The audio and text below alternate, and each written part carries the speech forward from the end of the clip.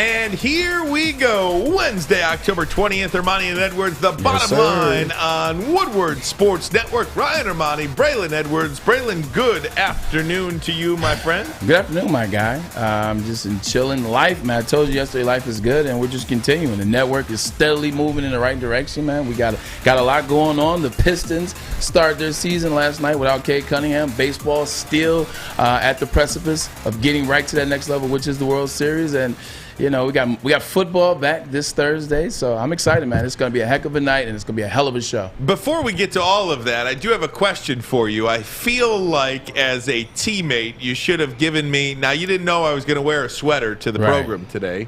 Oh, you're talking about the weather. Oh, man, I was gearing up for this weather to be kind of a little bit colder. So I wear a sweater today. You were smart enough to wear some short sleeves. But I did not gauge this properly. But you're giving me too much credit. And the reason why you're giving me too much credit is when you do your show, your other show, when you do Fox in the morning, you're walking out your house and it's freezing now. Like it's at that 48 degree marker. 44 degrees. Exactly. Where I got to you're the car walking this in. morning. So you're preparing for the long haul, the long war. Like when I actually have to walk out of the house to get here to prep for work, I'm walking out the house 11:45, 12. I can see the change in the weather. So this isn't you making the wrong decision. This is me having the benefit of having a later decision to make. That's why you're a great teammate, Braylon Edwards. How about Tom Mazawey? How's he feeling today? I feel great, looks man. good. I'm ready for a great show. I'm still rocking the shorts. I wore the long sleeves, and it got a little warm when I got here, but I'm ready to go. I bowl tonight. I'm looking for and you love bowling night. I love bowling night. It gets all my frustrations out Let me on ask the you a lanes. question. Harbor Lanes, come down and see me. So I'm a big-time bowler, big time. I want to ask you some questions. Like I know you got some. Let me get some bowling questions at you, man. What type of ball do you use? I use a round ball with 3 holes in it. Okay, so you want to be a Can't jerk. name it. You want to be a jerk. Braylon, That's okay. he's not going to be able to name it. Can't name it. We're not good at naming Resin. It's a resin. I know he knows it, it's a but resin. I use Special Agent. Okay. I use Special Agent, and the other one I have is the Inferno. Nice. I've been using those for a long time, and they still work. Special Agent, the Inferno. Mine's the Sasquatch. Oh, I know the Sasquatch. Sasquatch. What color with the is the outline ball? on the inside? My color, it's got a little blue marble to it, a little black, a little orange in it. It's sharp.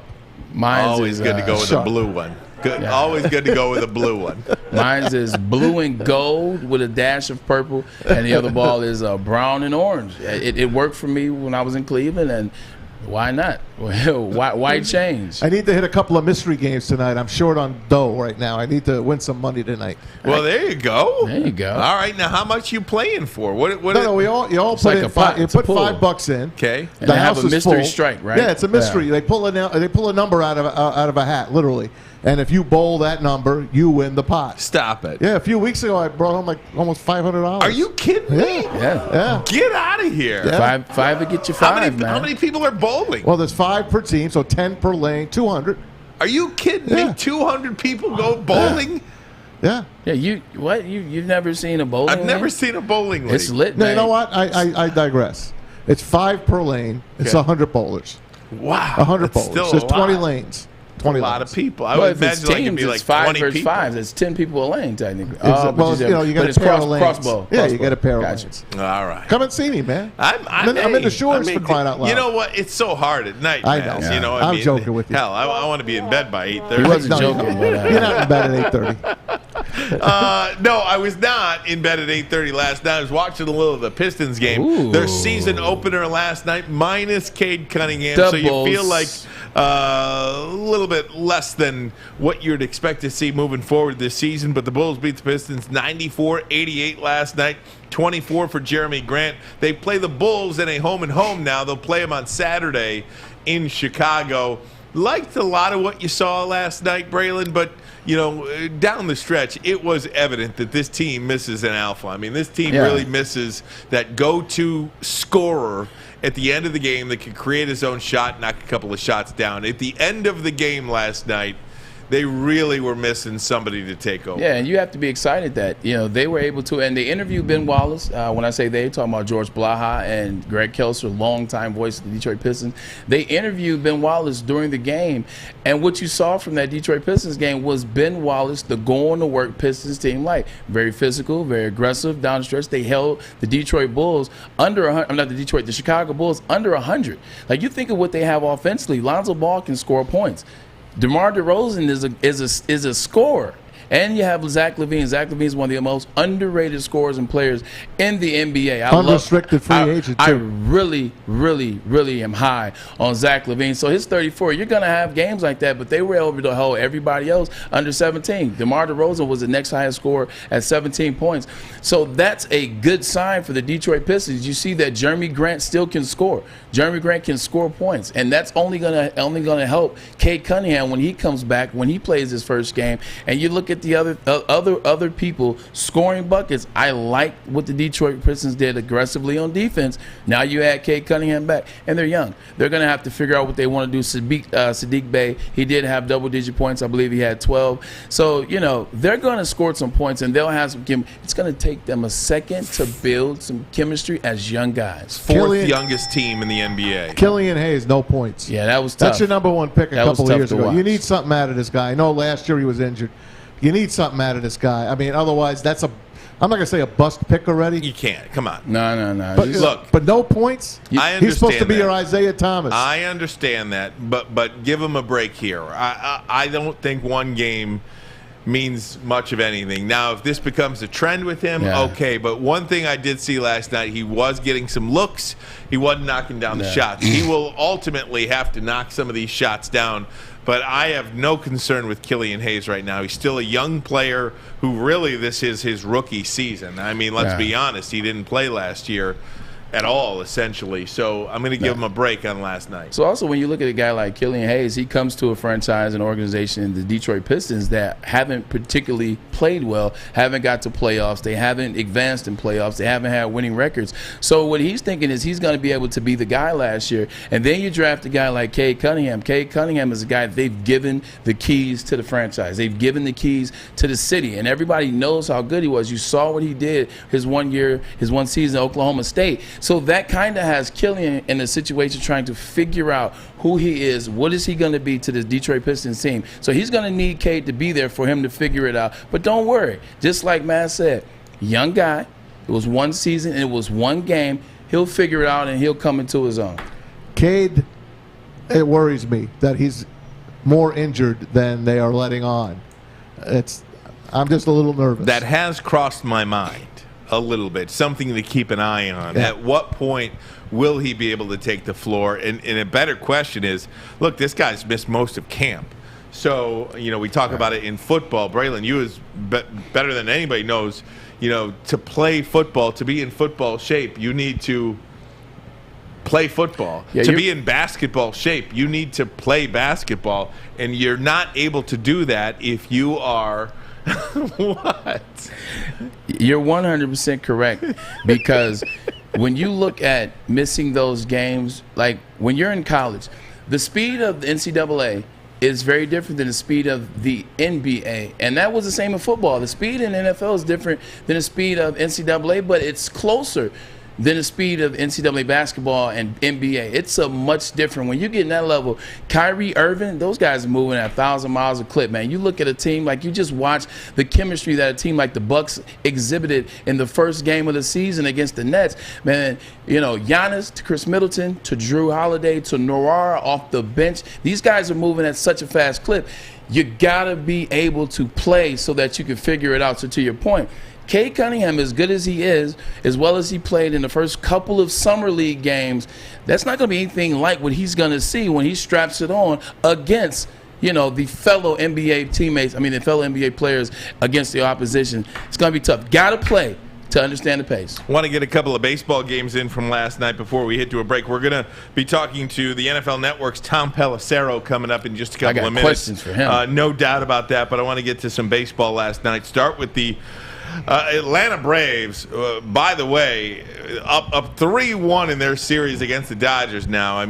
Silly me for thinking the Dodgers had won the National League Championship Series after the Game 3 win in dramatic fashion. I'm going to jump ahead and say something because I know Maz is going to run with this, man. Like, Maz is excited. He picked the Braves last night. You called it. Daddy was going to pick the Braves. He picked them, and they did win. We talked about this, Ryan, and it's you. You talked about catching fire at the right time in playoffs. Like catching fire in baseball is one of those.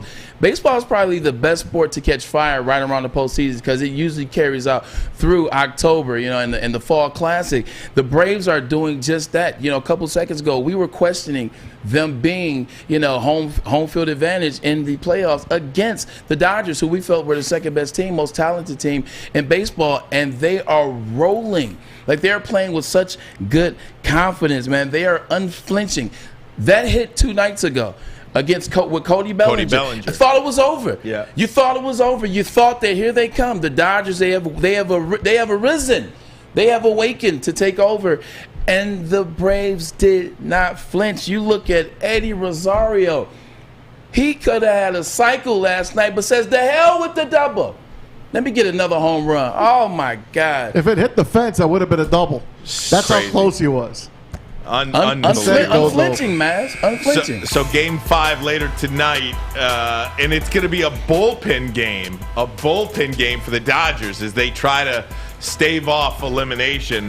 The Astros beat the Sox last night, 9-1. We can get into that one in just a little bit.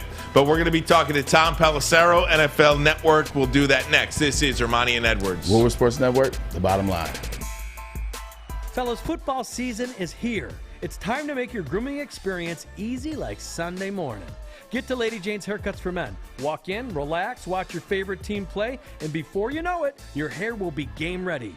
Get to Lady Jane's, open 10 to 8, 7 days a week. Walk in anytime. It's wicked awesome. Make sure you download the Woodward Sports app in the App Store and the Google Play Store today. Take Woodward Sports with you wherever you go and listen live on your phone or mobile device. Hey, everybody, it's Maz from MyBookie.ag. That's our studio sponsor. And when it comes to gambling, you want your best bang for your buck. That's why you should bet with MyBookie. At MyBookie, you can bet on all your favorite sports. You got Thursday night football tonight. You got the NLCS as well, the NBA in full swing, the NHL.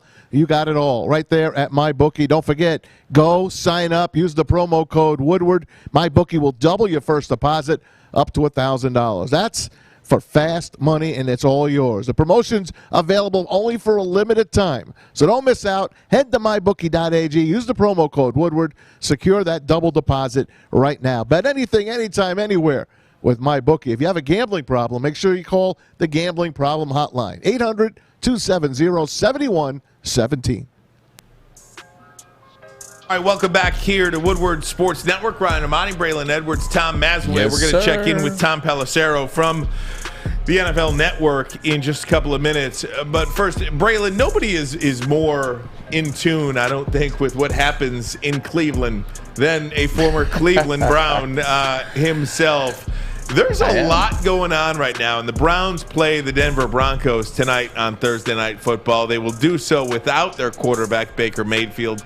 Case Keenum will get the start for them. And it's just, there's many questions surrounding what to do if you're the Browns organization with Baker Mayfield now, because you've got a contract that's looming, an extension that's looming. He's had some injuries. He's had some maturity issues. You're kind of at the point in the road right now where you've got to make a determination on Baker Mayfield. And, I know it's not apples to apples, but I go back to what Arizona did, drafting Josh Rosen and then coming back the following year and taking Kyler Murray. Yeah. It is very hard. It is very rare for an organization to move on from a quarterback. And it's not even comparable, I guess, Josh Rosen to Baker Mayfield in terms of But I get what you're saying. What has happened, yeah. But just the idea of changing a quarterback that you think is going to be really good, and maybe he's not going to be. Yeah, watching. And, sorry, I just got to clarify. Go ahead. Because it almost makes it sound like Baker Mayfield isn't getting it done on the field. He is. Like, they won a playoff game last year against the Steelers. So I mean, it's not like he's Josh Rosen, right? But have you reached that peak with Baker Mayfield as your quarterback? You know what? it's interesting, and it's actually a really good question. It's very well put. It's very well phrased. Baker Mayfield has struggled at times in his whole career. Baker Mayfield had some immaturity issues early on. It seems as though he's gotten a lot better at that. His level of commercials has calmed down to just the Hulu Sports and the one insurance commercial that he does at the stadium. He doesn't seem to be able to win the big games. He beat the Steelers in the playoffs, and that's probably the biggest win the Browns have had in a long time. But he's struggled in games. It doesn't seem as if Kyle Stefanski trusts him fully in these big game moments. So it's one of those interesting conundrums. My only issue, the only thing I really want to highlight, the only thing I really want to have people watch and look at is him getting injured. Like the way the Brady gets injured, he's a small guy, but he plays like he's 6'5", 240. He runs like he runs a 4.3, and he does that. You want to put effort and emphasis on that, because if he keeps going, he's going to continue to hurt himself, and he won't be able to last for you. And Braylon, let me bring him in. You get the first question, and I'm sure it's about the guy we were just talking about. Tom Pelissero, NFL Network, kind enough to join us here for a couple of minutes on Woodward Sports. Tom, thanks so much for the time. We certainly appreciate it here in Detroit. You got it, guys. What's going on? Hey, Tom Pelissero here. Braylon Edwards, man, I watch you every morning and get up. I tell you, I watch you. I love your takes. You stand your ground. You go after it. And you know what? After everything you say, I'm always left feeling, I think Tom might be right. So, Tom, we appreciate that, man. I want to get right back into it. It's where I started with Baker Mayfield and the Cleveland Browns and the Baker Mayfield experience. Is it almost time to reassess? Because I know half the fans in Cleveland are one way and half the other. But guess what? I know those Cleveland fans, they're ready to get people out of there as fast as they come. Is it almost time to go on with the experiment and move forward? Well, first off, Braylon, I appreciate you watching and listening to me. I also appreciate the fantasy football title you helped me win circa like 2007 when you went off there. So it's great. It's great to see you face to face. I appreciate that. Thank you, sir. In terms of Baker Mayfield, I was at that game last week in Cleveland. It's not been apparent that Baker Mayfield's been dealing with a lot here for several weeks. He injured that shoulder initially back in week 2. He, had that game in Minnesota, which I was also at in week 4, where he missed some throws, missed Odell Beckham Jr. down the sideline, a throw that could have put that game away. I dug into it last week when I was there and was told it wasn't really as if that shoulder was hampering him at the time. Like, yes, it's not ideal when you dislocate your shoulder, because as you know well, Braylon, once you do that once, it tears that labrum. It becomes susceptible to popping in and popping out. Can you play with it? Yes, which is what Baker was doing. But it was really only because of that awkward way that he went down last week that it popped it out again. He was in a ton of pain on the fields. That's something that he's been managing here. I know that wins are not a quarterback stat, but certainly the Browns have found ways to win a lot of games with Baker Mayfield as their quarterback. They are very much a team that is built to run the football, play really good defense, and then use the quarterback off of that. That's kind of the foundation of that offense that Kevin Stefanski runs, as well as the way they've invested in the offensive line, invested in the running backs. So then when all of a sudden both your starting tackles, really your top 3 tackles are all out. They're playing with their 4th and 5th tackles last week against a really good Arizona Cardinals pass rush. And then you don't have Nick Chubb on top of it, and then Kareem Hunt gets hurt. That's a big challenge. None of that's an excuse. I'm not saying that the best quarterback shouldn't be able to elevate above the level of what's around him. But, in terms of what you pay Baker Mayfield, what kind of commitment you make to him, that's going to be up to Andrew Berry and Kevin Stefanski and Jimmy Haslam and those guys moving forward. But what we have seen, what we know from the Browns, is that if Baker Mayfield and if that team plays well, they can win a lot of games with him as their quarterback.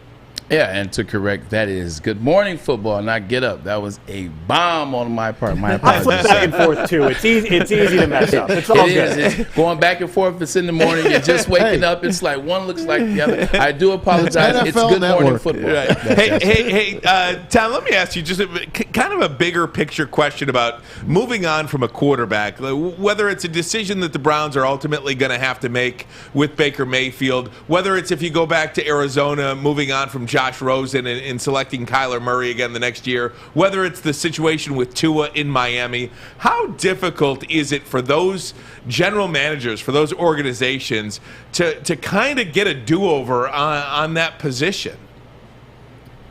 Well, let's start with the fact that a lot of times when teams move on from former top 5 quarterbacks at the quarterback, it's a different regime that is doing it, because you don't have the number 1 pick or a top 5 pick very often if you're a good team. And so Guys end up getting washed out. You go back to Baker Mayfield. He was drafted by John Dorsey in Cleveland, and Dorsey was very good as a personnel guy and did a lot of work that you still see being evident now with the way that the Browns team is built. But Andrew Berry is now the GM in charge. That's not to say that Andrew Berry lacks faith in any way in Baker Mayfield, but consider this, and we've seen this many times throughout the NFL. When you pay the quarterback, whether it is on a Patrick Mahomes type of deal, whether it's on an extension that is for substantially less money, it changes the economics of everything else that you do with the roster. And with quarterback contracts skyrocketing, and think about this, 8 years ago, Aaron Rodgers was the highest paid quarterback in the league, making $22 million a year. Now, when we're talking about these deals getting done, whether it's Patrick Mahomes, Josh Allen, Lamar Jackson coming up, this is $40 to $45 million. It has doubled in that span, and the cap has not doubled. So when you're paying the quarterbacks, now they're eating up an even bigger chunk of your salary cap space, which means you have less flexibility to make other moves and plug different guys in that you might need at different positions. If you've got a really good one, it's a no-brainer to pay him. But you better be sure that that guy is the guy, or you end up in situations like the LA Rams did, where they paid Jared Goff early. They paid him after year 3. They did that because they knew the cap's going to go up, the market's going to expand, we can get a good deal now. But then when all of a sudden, based upon injuries and the relationship with the head coach and everything else that's going on as Goff now prepares to face his old team this week with the Lions, they ended up in a position where they had to find somebody to take his contract on in order to acquire a different quarterback because they were so far up against it on the cap. So these are really difficult decisions, some of the most difficult that you have to make. It's a no-brainer to pay a Josh Allen. It's a no-brainer to pay a Patrick Mahomes. Ultimately, it's probably going to be a no-brainer to pay a Lamar Jackson. There's going to be some school of thought, though, always that, all right, the longer you can wait to pay that guy, the more flexibility that you have. If you're not totally sold on the guy, well, you can just go draft another one and spend on other positions. But you better make sure that new guy is not worse than the old guy, or else you're going to be looking for a job too. Yeah, you will. Tom Pelissero, NFL Network, joins us here. Thursday Night Football tonight on the network, of course, and on Fox. You got the Browns hosting the Broncos. Browns going with Case Keenum, who I would rather have here in Detroit than Jared Goff right now. Tommy, what happened to the guy that won 6 playoff games with the Rams? It's a really good question, and Jared Goff certainly dealt with some injuries last season. There was also, I think everybody's been open about it, Sean McVay and Jared Goff, that they had a fraying of their relationship. The communication was not very good all the way down to the day that they made that trade and sent him to Detroit. We've seen Jared Goff win a lot of games. He's played banged up. He's been a part of a team that went to the Super Bowl. Sean McVay had a big part in that in terms of his offense was the perfect fit for what Goff did. But part of it, too, is you just have to look at kind of the circumstances around him. Toward the end of last season, again, for whatever reason, those two were not on the same page, to the point that Sean McVay started looking at John Wofford and saying, we may be better off playing that guy as we get closer to the postseason than we are Jared Goff. In terms of what's happening now in Detroit, they don't have an NFL offensive line right now based upon injuries. Frank Ragnow's out. Their left tackle has been out for quite some time. Their right tackle, the rookie, Penei Sewell's had to move over to left. They've had other injuries, and they don't have NFL receivers on that roster because they bet on Brashad Perriman. That didn't work out. Tyrell Williams had a concussion. He's not come back. Quintez Cephas got injured. You're down to like your 4th and 5th receivers. You're not running the football particularly effectively because nobody really respects the passing game at this point. Again, not making any excuses for Jared Goff. There's a lot of different reasons that they're 0-6 right now. It's not all on Jared Goff. People read into what Dan Campbell said after the game the other day. They are not benching Jared Goff. Not right now, nor can they, because they still owe him not just the remainder of his fully guaranteed salary this year. They owe him another $26 million fully guaranteed in 2022. And we have David Blau.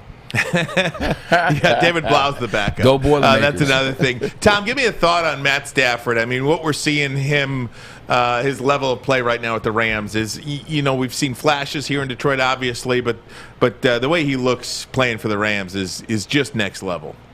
Well, first off, don't disrespect David Blau, a guy who made that start on Thanksgiving. They couldn't even get his play sheet on his wrist taped down all the way. That thing's flapping all over. He's making some plays. He's shown he's a gamer. He can step in. I said go Boilermakers.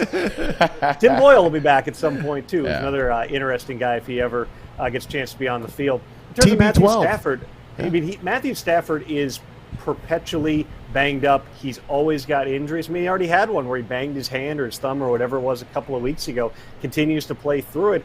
That's been him through the course of his career, which is he's willing to play hurt. He's not a vocal leader necessarily, but he is somebody that people gravitate towards, in part because he's willing to play hurt, because he'll go out there and give you his best effort regardless of what the circumstances are. What I always thought was interesting, and we talked a lot about this on Good Morning Football back through the course of the spring, was this is the first time that Matthew Stafford has really faced expectations since maybe 2009 when he was the number one pick coming out, because every other year he had the excuse, which was, it's the Lions. Look at everything else. Look at the organization. Look how long it's been. 1957. They haven't won anything since then. They got all these other things, bad GMs, bad personnel, whatever it is.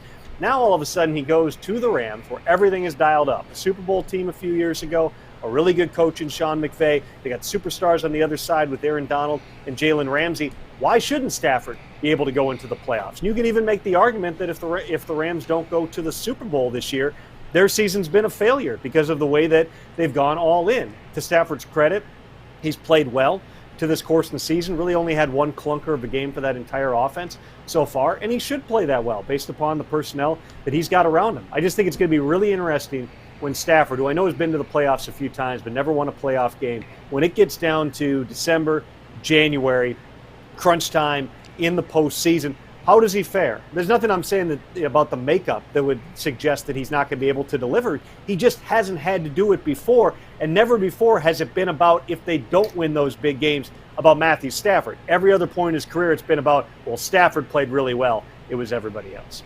If you're just joining the bottom line, we're with Tom Pelissero, NFL Network's own. Hey, Tom, one last question for you before we let you get out of here. And if we didn't ask this question, then we wouldn't be doing our jobs. What do you make of the situation going on between the Miami Dolphins and the Houston Texans? Does Miami pick up Deshaun Watson, and what will it take? Well, here's what I would tell you, what we know. And this goes back to what we reported before the start of training camp in July. The Texans want a lot for Deshaun Watson, regardless of the things that are going on with him that have nothing to do with football, including 22 civil lawsuits alleging different forms of sexual misconduct, as well as a police investigation and an NFL investigation. The Texans want 3 first-round draft picks and more for Deshaun Watson. That has been the price all along. Deshaun Watson has a no-trade clause, which means he can veto a deal to anywhere that he doesn't want to go to. And Deshaun Watson wants to go to the Miami Dolphins. There have been many points at which it appeared, and based on what we were hearing over the past several months, this deal could get done quickly. But every time we get to that point, there seems to be a slowing down of what's going on. So what was reported yesterday was that a Deshaun Watson to Miami trade could get done this week. Could it? Yes. Could it get done next week? Yes. Could it have gotten done last week? Yes. There is no such thing as close in the NFL when it comes to trades. They either get done or they don't. To this point, the Deshaun Watson deal has not gotten done. It would not be a surprise if he ends up with the Miami Dolphins, whether that is sometime here in the next 12 days before the deadline, or it ends up even perhaps being after the season, which is a scenario that the Texans have accounted for. It would not be a surprise if he ends up in Miami, because that's where he wants to go. He has some level of control over where he ends up, because if he gets traded someplace else, he can simply say, I'm not going, and blow up the entire trade. It's going to take that same level of compensation, 3 first-round draft picks and more. Are these two teams going to be able to align in the next 12 days, given the unknowns about Watson's availability, not just this season, because the NFL has not put him on the exempt list, and my understanding is that's not going to change simply because he gets traded, but eventually there could be discipline. You don't know exactly what that discipline is going to be. That could eventually come in 2022. There are still a lot of moving parts here, and at some point, the sides are going to have to decide, do we do this now, given the unknowns and the way that impacts compensation, or do we wait? And that's been the lingering question for months. That remains the question right now, guys. Tommy, just answer this question for Detroit, because we're all out of answers and we all grasp at straws here. How has it not worked in 60 years here? Because the NFL is set up for everybody to win. So we're the only non-expansion team to never make a Super Bowl. Our Super Bowl here is the draft, and we flunk on that every year as well. Just tell me. Not every year, Tom. Just 3 out of every 6 years. Exactly. Right. About 85%. Tom, what? I can't even put it in words. The Lions. Just What?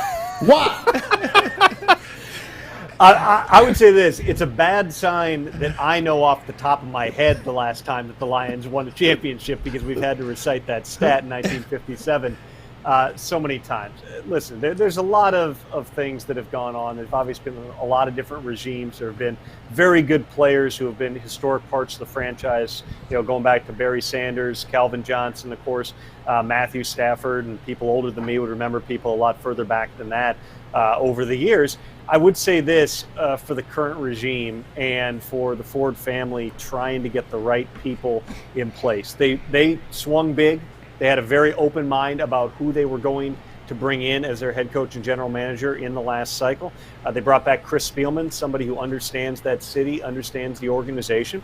And they brought in a head coach in Dan Campbell who played for the Lions and understands specifically how hard it is, how challenging it is, and the amount of negativity that comes with 60-plus years of losing.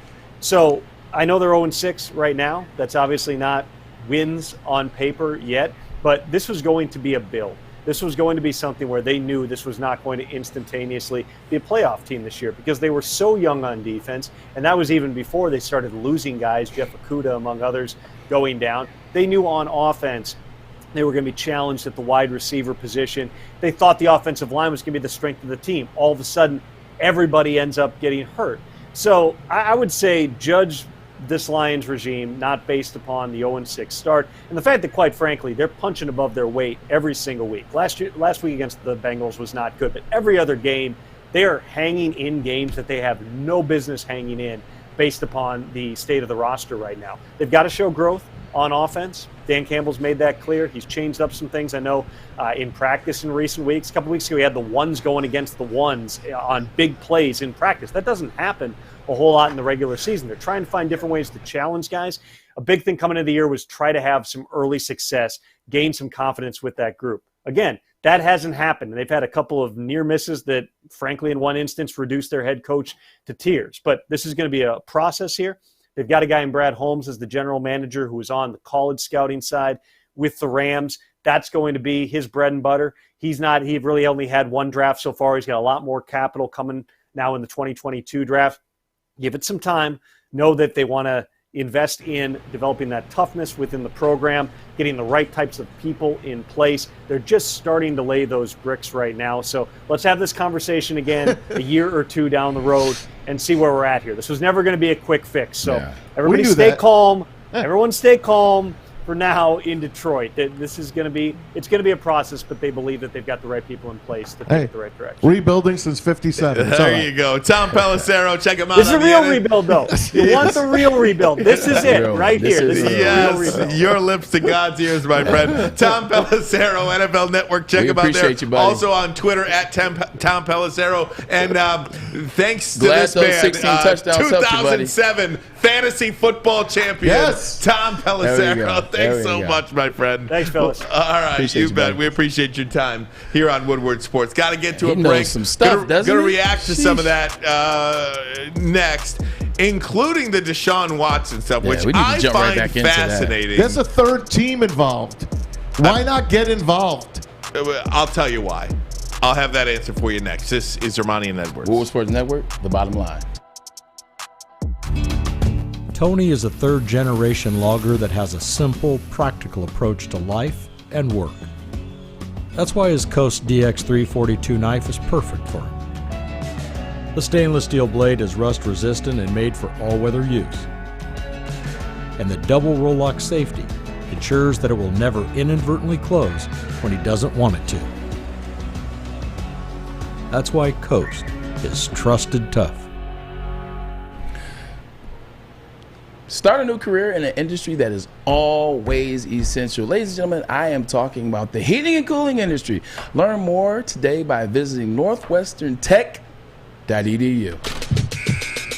So one of the things that Tom Pelissero was talking about was, regarding this potential trade. Right. And we've been hearing about this potential trade for months now. Maz talked about our first day on the air. Maz was talking about Yeah, and it was, Deshaun Watson going to Miami. But what do you do if you're the Miami Dolphins or anybody else who wants in on this trade, because there are 22 civil lawsuits out. We just don't know what's going to happen. The NFL has not come down and said, you can't play this game, you can't play that game, you can't play any games. They have not said what any penalty, if any penalty, will be levied. We don't know. All right, let me throw something out there, and I want you to respond to it, Maz. You're the elder statesman on the show. Stephen Ross is an individual that has made the majority of his money off real estate. And actually, this isn't a fresh take by myself. I actually heard this on Colin Cowherd. This is from Colin. He says Stephen Ross is an individual that has made his money off real estate. He understands how to assess a property and make money off of it. I guarantee you, Stephen Ross has had attorney after attorney after attorney, team after team after team, people that are diving into the lawsuit that is the Houston Texans and Deshaun Watson and what's going on there. He's had people poking their nose in, getting inside information, figuring out what the longevity of the issue and what it could represent and what it could mean for Watson's career. The fact that this is now coming up again, the fact that this is coming out again, and now it seems it has more validity. Now it seems that it's almost really like on the table to soon get done. Doesn't that tell you that Stephen Ross and his attorneys and his team know that there's a possible chance that this gets not necessarily swept under the rug, but he becomes active this year, which he is now, plays this season, deals with it in the offseason, and maybe it's not to the point where he'll get suspended for a season. He might be facing a 2-game suspension. And if you're Stephen Ross and you're looking at the quarterbacks, Deshaun Watson, who almost won 2 national championships, beat Alabama and won 1, came into the NFL, took it by storm. Last year with top 5 quarterback. Last year with everything that everyone did, Patrick Mahomes, Tom Brady, Aaron Rodgers, who won the MVP. Guess who had the most passing yards last year? It was Deshaun Watson with no running game and no DeAndre Hopkins. Somebody knows something, and I guarantee you it's our homeboy from Hamtramck, Michigan, Stephen Ross. And University of Michigan. Well, I was letting you add that. I know, but I just want to say, if you're trading for this guy, they already know that he's going to get suspended for, let's say, 6 games. Let's say Goodell says, all right, he could play this year, but next year he's going to go to court, and if we don't settle, he's going to have to do X, Y, Z. Once Miami takes that temperature and finds out exactly what the scoop is, you trade for one of the top 5 quarterbacks in the league. Now, this is what I heard. Tua might not go to Houston. Houston might not want Tua. So they want a third team to dance, and I hear it's Washington. Yeah, that's what So why not that team be us? I'll tell you why. Why not take Tua? I'll give you the answer. You go ahead. It's a very simple one. I'm waiting for it. I'm looking. Because the Detroit Lions are a bad franchise. Well, stop being bad. No, look. Are we giving Brad Holmes a chance yet or no? No, here you go. They're a very linear franchise. They think linearly. They're vanilla. They don't think outside the box. They just think what is in front of them. When's the last time the Detroit Lions, and I know Brad Holmes and Dan Campbell don't wear this, but actually they do. Because of Sheila Ford Hemp, it's still a representation. Yeah, look, I give you that. When's the last time the Lions took a chance on a player that had maybe a little bit less than a choir boy? Titus Young. That was a long time ago, and they drafted him. His problems really came in the NFL later. They weren't in college. Yeah. He really wasn't Small a problem. In college and then he really wasn't a major problem in college. He became a major problem in the NFL for the Lions. And what did they do? Well, look, Titus Young had his own problems. He did. But he had demons. He did have some demons, but they washed their hands of him. The Lions don't take chances on players. When's the last time they went and got a nasty player? They passed on Micah Parsons. They passed on because they heard, maybe this kid is not a choir boy. Yeah. He's only an all freaking pro. Right. There's a number of players that's that a good you could think of that the Lions, passed on an opportunity. Just go back a couple of years. I'm sure our YouTube guys will come up with them. Go They'll back, be popping them in. but go back a couple of years, and I got to get to a break. But go back to a couple of years when the Lions had no running back. They were a fairly decent team, and Kareem Hunt was out there. $1 million the Browns gave him. $1 million. I mean, and he's kind of a hometown guy. Played at the University of Toledo. It's right down the street. Wow. So they just don't take chances on these players. And as long as they don't take chances on these players, they're going to be a below average to basement dweller. That's where you live. That's where you stay. Look, you got to get rid of the choir boys. Yeah. Seriously, it's nice to get some nasty guys in here. Those idiots last year got rid of Slay because he talked back to Matt Patricia. Yeah, you have to be able to be willing to want to grow teams, and this is one of the things that we talked about at the University of Michigan with Jim Harbaugh, where he was trying to recruit and get just Michigan guys, and when he would say that, and when I would hear that rhetoric, we're after Michigan guys, we're recruiting Michigan guys. Michigan guys are not created in high school. They're not created in middle school. What happens is you bring individuals into the University of Michigan, and they become Michigan guys. You teach them to be Michigan guys, and that's the same thing with the Detroit Lions. You can bring individuals like Kareem Hunt and give him a second chance and make him a Ford guy. Make him a Detroit Lion guy. But that's the thing, and that's agreeing with you. That's what everybody's missing, Braylon and Maz, is the Lions don't believe in their own organization. They don't believe that they can be the better part of change in a player's career. Yeah. They don't believe if Deshaun Watson came here that they have a winning structure, that they could provide a winning... Or maybe they don't want the responsibility. But they don't believe they can provide a winning environment around Deshaun Watson. They don't believe that their environment is conducive to a guy like Kareem Hunt. Look at New England. And again, maybe that's the gold standard. But a guy like Antonio Brown, he can go to New England, and that culture, man, you step out of line and you're out. Look at Tampa. You could use the same story, but with Tampa. Absolutely. Antonio Brown has gone down to Tampa with Bruce Arians and Tom Brady, who absolutely loves Antonio Brown. Antonio Brown is legitimately walking a line like this. Antonio Brown, he was mic'd up a couple weeks ago, and you hear him talking to Sherman. Come on, Sherman, you're a legend, man. You go out there and be good, man. God got your back. Like, he's a whole different guy. All it takes sometimes is for the right people to take a chance on you and show you some support. You know who takes a chance on you, Maz? You know who takes a chance on you? Somebody that believes they can make you a better person. Yeah. That's who takes a chance on you. And why the Detroit Lions don't take chances on these people says more about them than it does about the player. I got 2 words for you regarding Tua. Rookie deal. Absolutely. There you go. That's your 2 words. But he's not coming here. He's Why not coming here. Because I just told you. We have the draft capital to get in that trade. I just told you. I'm not even telling you to get Deshaun Watson anymore because that ship has sailed. Can't you just go get to him? That. Right. You got to play. You have to pay Jared Goff. Anyway, guys. Who cares? I don't. Pay him to sit his ass down. Yeah. I don't get it. Look what we do with Art. We're paying him. He's not doing anything. College football talk next. Ermanni and Edwards. Woodward Sports Network, the bottom line. Mic drop. You know why realtors love using Hall Financial as a lender? Because of our commitment to speed and service. We have nearly 4,000 5-star reviews already. Call today, 248-308-5000, or go to callhallfirst.com. Make sure you download the Woodward Sports app in the App Store and the Google Play Store today. Take Woodward Sports with you wherever you go and listen live on your phone or mobile device.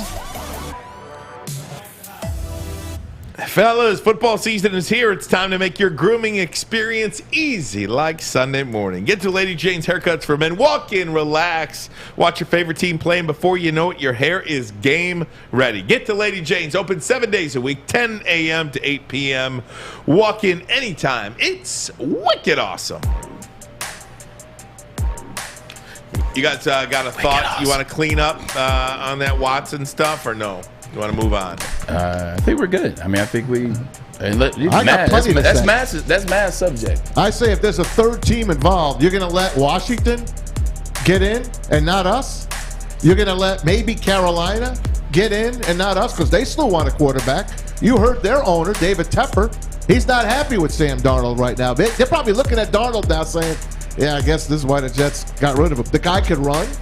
He's not a great quarterback. I think he's showing that. 3-0 a minute ago. How about the Broncos? You think they want to go with Teddy Bridgewater and Drew Lock? Sam Darnold and Carolina were 3-0 a minute ago, and Christian McCaffrey, who hasn't played since they were 3-0, and actually has extended time off now for that hamstring. He's over. So yeah, I would pump the brakes on Sam Darnold. He was figuring himself out. I would take Sam Darnold over you-know-who. You're going to let those teams get involved and not be involved, and the quarterback you should have took instead of Jeff Okudah. I'm not even bringing up Justin Herbert. Right. I won't go that far. But at least Tua was there and everyone was talking about it, and Miami just sat there because what did we do? We signed Chase Daniel one day before the draft, and or 2 days before the draft. You really got to do something about this quarterback situation, too, because Jared Goff, and whether it's fair or unfair, doesn't look like he can play football for you right now. I mean, you're stuck with him. He can't, man. You're stuck with him, but are you going to go into next season with Jared Goff as your quarterback? I mean, seriously, is that what's going to happen? Because, Alex, look for the quarterback draft, the rookies that are coming out. Where they think they're going to go. Yeah, from Pro Football Focus. I like the second person on that list, man. You know I'm high on Ole Miss and Lane Kiffin. So I like Matt Corral, man. So here's Matt from Corral. Pro Football Focus. This is their quarterback landing spots for next year. They don't have a quarterback being drafted in the top 10. No offense, but I don't know, man. I mean, taking quarterbacks late first round, Mac Jones at 15. I mean, this was just one of those unique years. Mac Jones be number one pick in the draft. Yeah, he was in this draft. Absolutely, right? I mean, that's just one of those unique.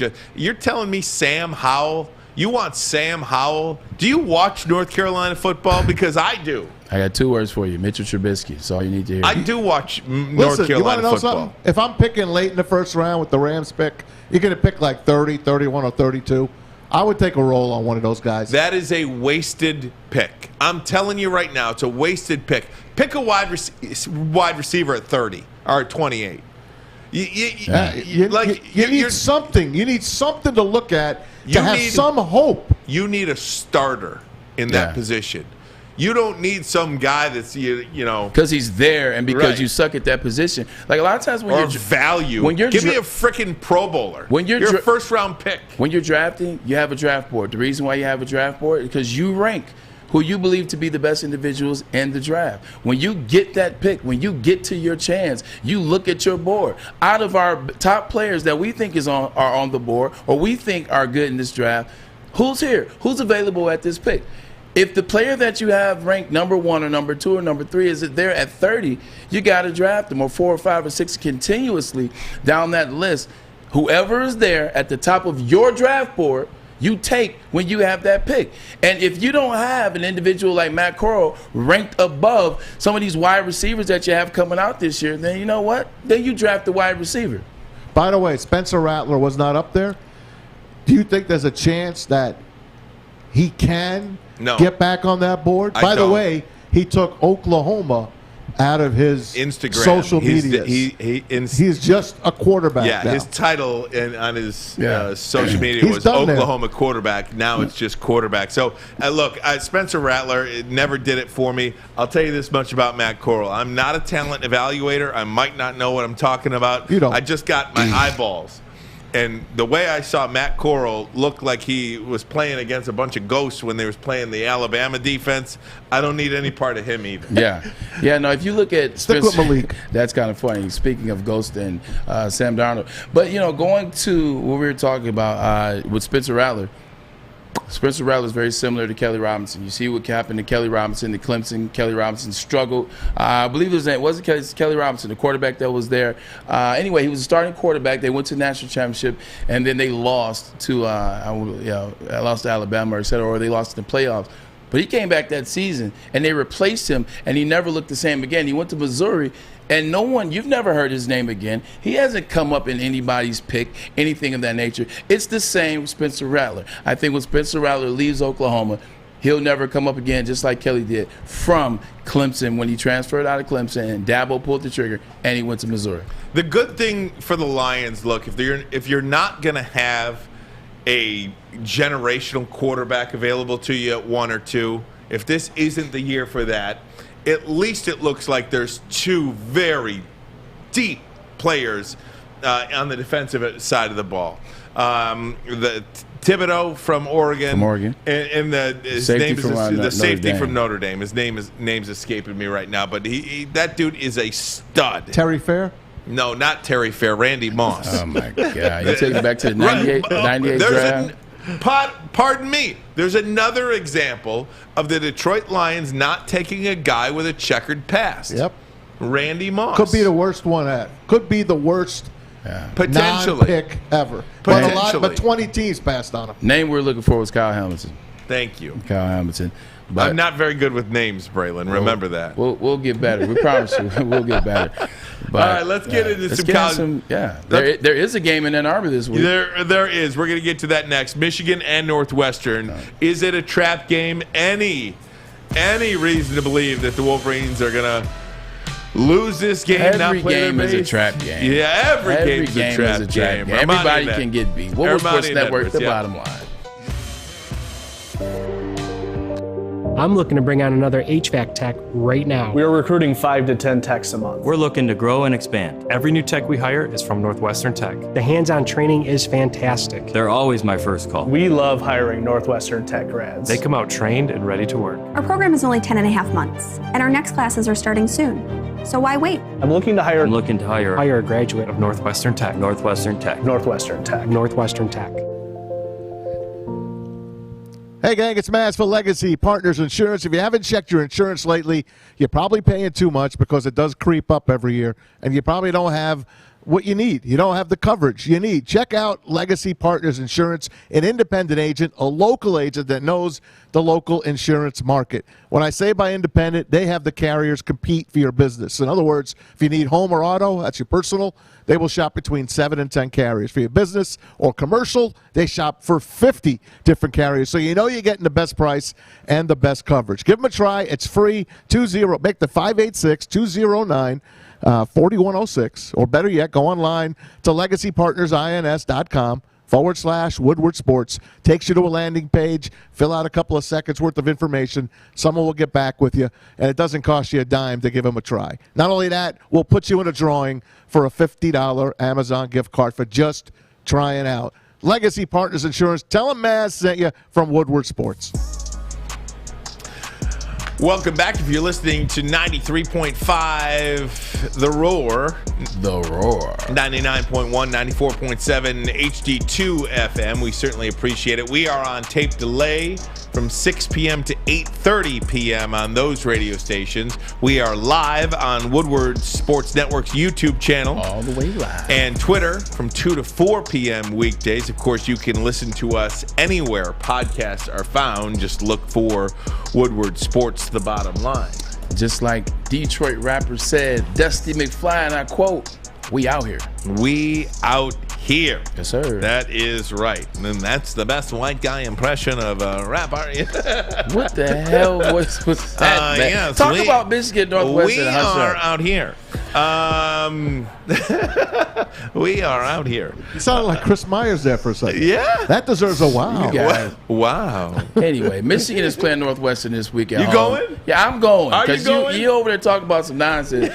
Michigan playing Northwestern in the Big House this weekend. And Ryan, you asked, is this a trap game for Jim Harbaugh and the 6-0 Wolverines? Every game's a trap game.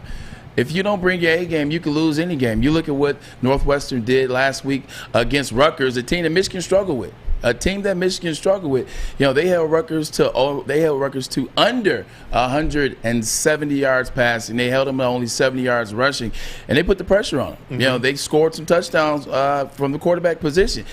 He had 280 yards. You know, he had one of his better games, actually his best game this year. So coming into Michigan, that was big for Northwestern, but Michigan has gotten it done in every phase. Whenever they've needed the passes from K. McNamara, he's found tight ends, he's found his wide receivers. You know, in the defense, when Aiden Hutchinson's getting double teamed, Ojabo's there. You know, in the secondary, when they pass the ball down the field, Daxton Hill has come to the forefront and become the guy in the secondary that we can depend on and we can trust. He's so good. He's so good. Like, Michigan always finds a DB. Like, they always have a DB, and I'm glad they found one because I think that was an area of concern going into the season. You know, how would that secondary be with a good defensive line? And you're starting to see those guys play, and then you have Josh Ross at linebacker, leading the team. He's averaging 8 tackles a game. So they're playing how they need to play. I just want to see him get Blake Corum going. Like, because Blake Corum's a guy that doesn't need a lot of touches to do a lot of damage, but you can put him in a lot of spots. You can put him in the slot at wide receiver. You can run screens with him. You can throw the ball to him out of the backfield. He can run the ball. You've seen him. He has the speed. So I think that's a guy you really got to get going because you know who you play next week up in East Lansing. So I think this is a real good game to get a guy like Blake Corum going because he can be a guy that you can lean on for the rest of the season. What do you want to see in this game, Braylon? Because for me, I just want to see a crispness. I want to win. Like obviously I want to win, but I want a crispness. I want a game that is not in question after the first quarter. Like a 14-point lead at the end of the first quarter and just maintain it throughout the game. Play crisp. Know your assignments. Look like you're excited to be on the field against Northwestern, and just come out and pound these guys. You know, are you going to make some mistakes after a bye week? Most likely. Maybe you get off to a little bit of a sluggish start. Who knows? But I just want to see them play good football. Good, sound football. Do I need to see them win by 3 or 4 touchdowns? No, I do not. At the end of the day, I just need a win. But just play good, sound football out of a bye.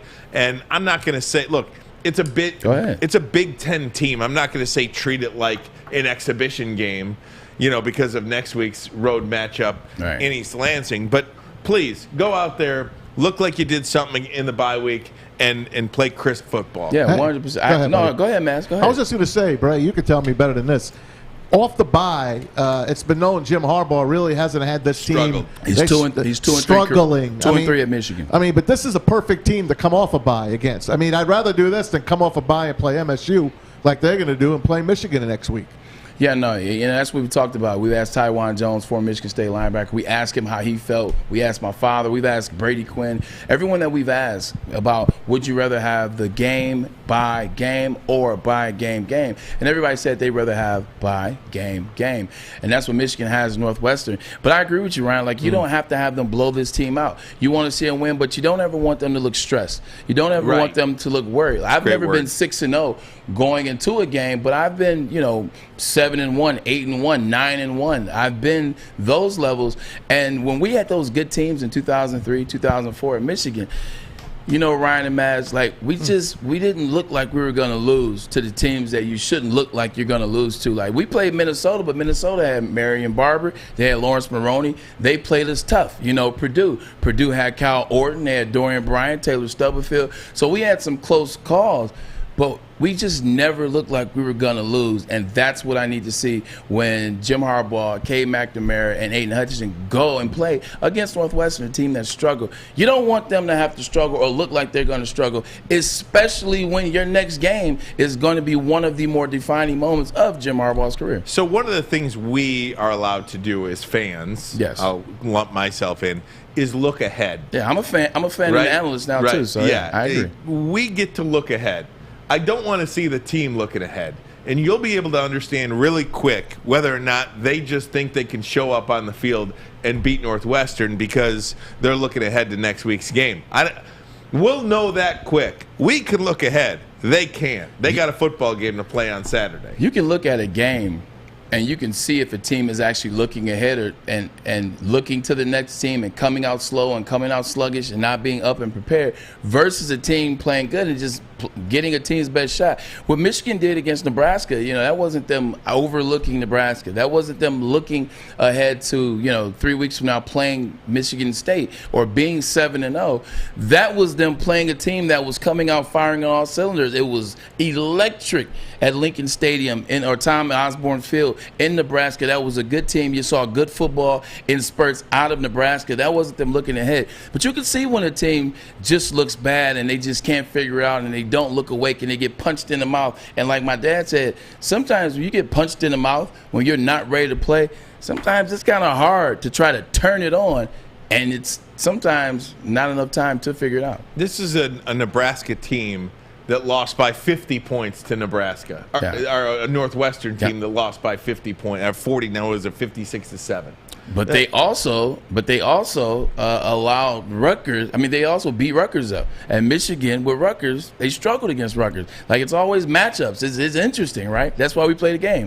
Fair enough. I don't expect Michigan to have a problem with Northwestern. And if they do, I think that would be very disappointing considering how much is at stake right now for the Michigan Wolverines. How in reality, what's going to make you happy after? I know you say just win. A 3-touchdown game. Okay, so if they win by a field goal, you're going to be pissed? No, I'm not going to be pissed. Disappointed? I'll be a little disappointed. What would make me happy? A 38-13 game. Okay. You know?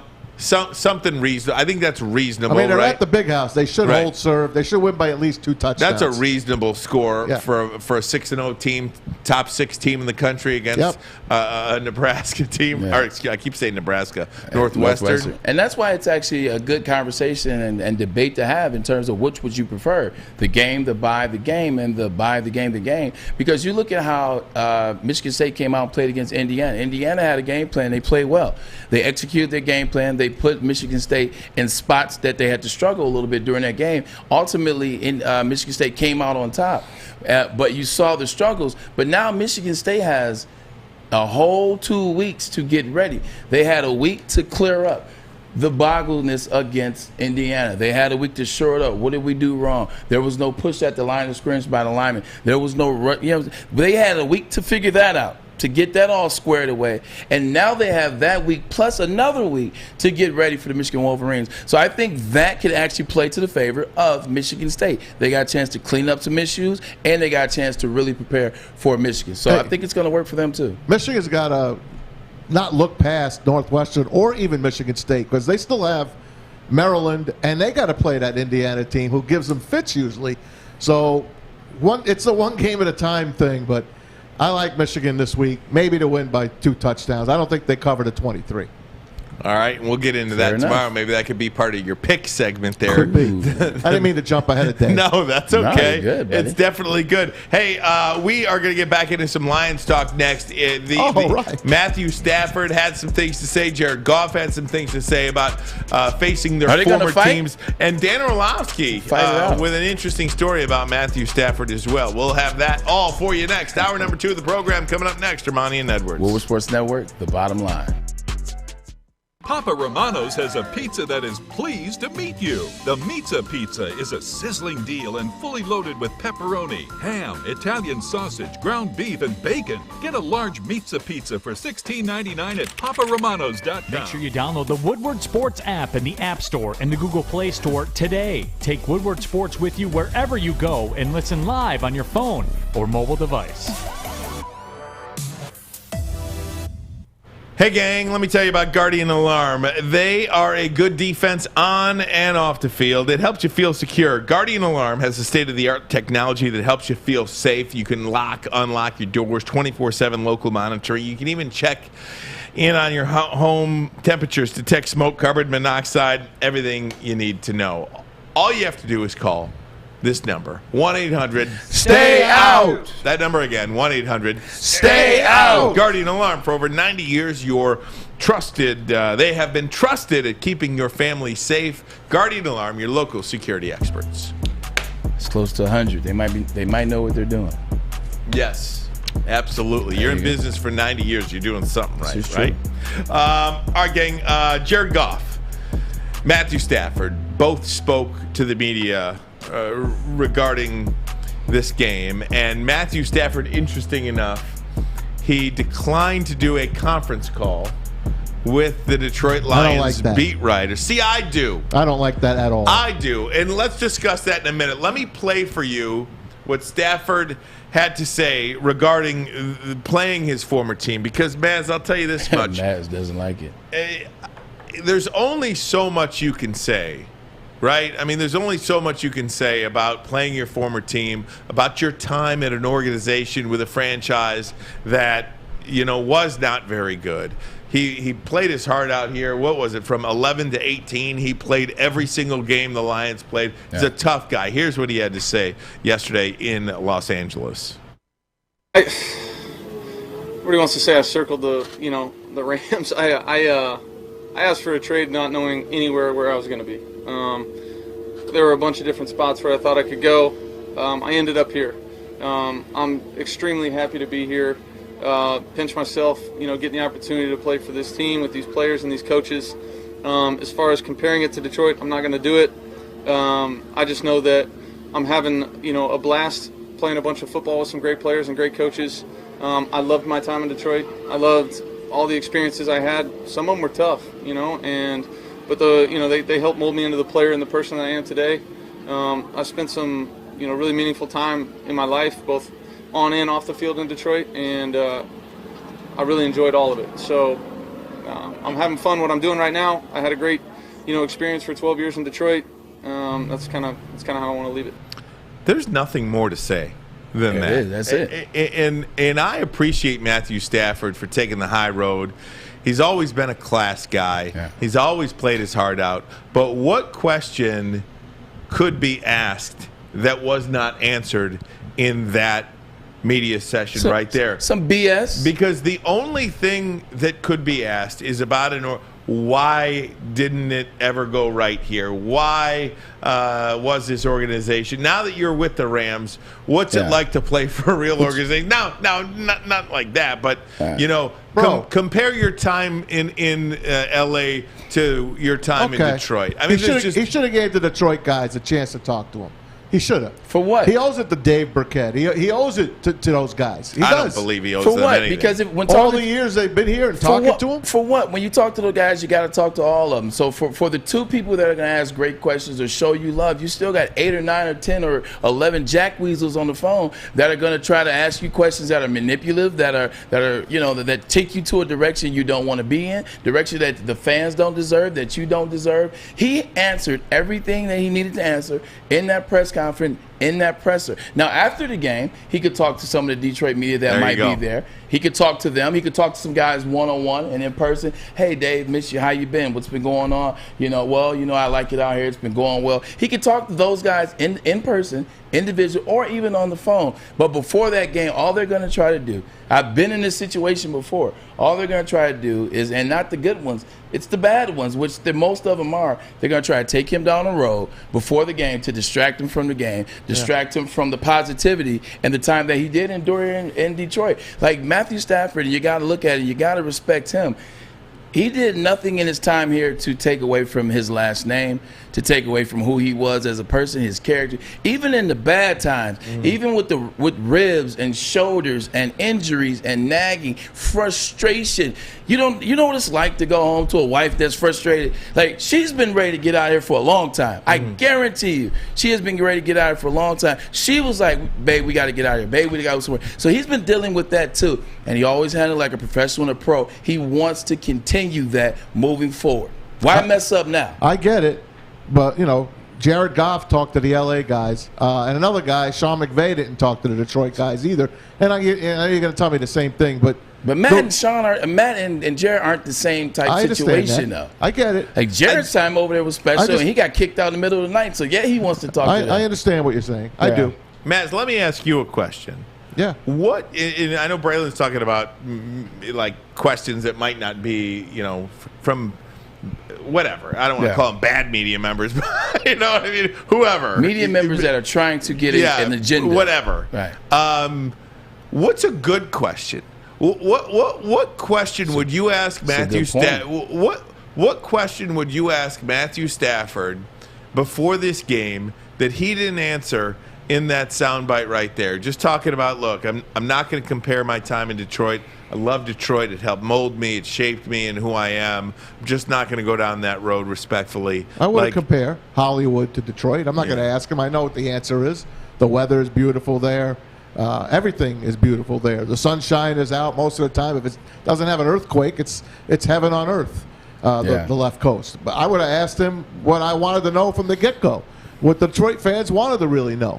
I wanted to know about what went wrong here in Detroit. Why can't they win? why did they let Jim Caldwell go? Did you really want Jim Caldwell to leave? What really happened with Matt Patricia? What kind of people have you been dealing with your whole career here? I still want to know that. You're not part of the team anymore. I want to hear it. But none of that has to do with the game against the. So what? But none of it. See, and that's my point. None of that has to do with the Rams versus the Detroit Lions this Sunday. That's a question. If you want to answer that question, I feel like, you know what? Reach out to him in the offseason. Reach out to him in the offseason. Say, hey, Matt, you would love to get you. You remember me? God, we're on the same page. Reach out to him in the offseason. But during the game, talking about Jim Caldwell, who's not coaching either one of those teams, doesn't matter. What's gone wrong with the Detroit Lions? That's opening up a can of worms. Because he's got a lot of personal stuff. It's an off-season question. He's got a lot of personal stuff that I guarantee you, and a lot of that stuff he's going to have to tell you off the record.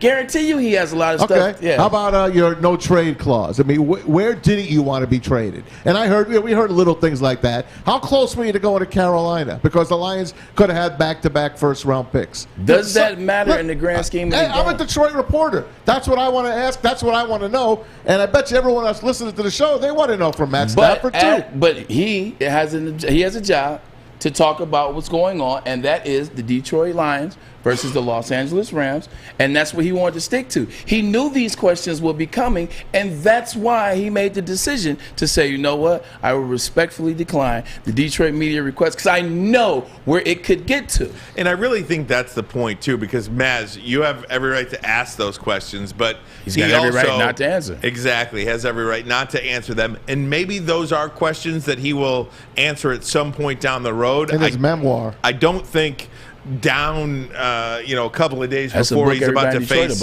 Yeah, I don't think that's a question he's going to answer prior to the game. Well, he took care of it. Now, he didn't talk.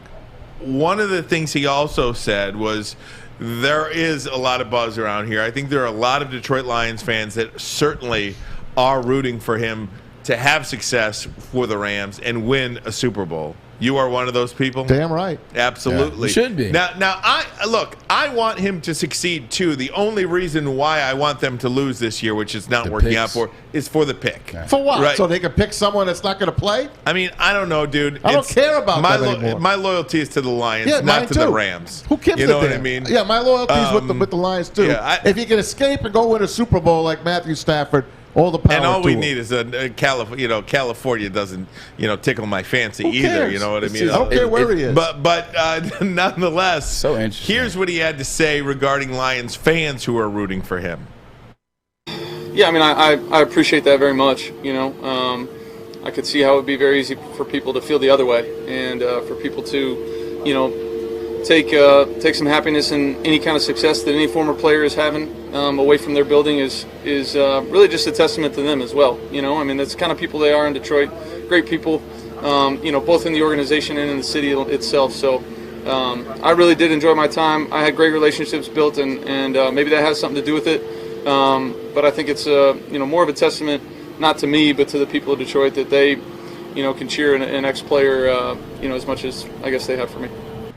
It's something that Detroit sports fans have gotten used to, seeing their former athletes go find success elsewhere. Especially the Tigers. Going to take a break, guys, but when we come back, just want to get your thoughts on Lions fans who root for Matthew Stafford. He, of course, feeling the love out there in Los Angeles. We'll do it next. Quick break, 15 seconds. Ermanni and Edwards. Woodward Sports Network, the bottom line. Okay, you thirsty little spin goblins. I want you to pedal into the next dimension. Spin it! Spin! Spin! Uh-oh! Carmen's falling behind.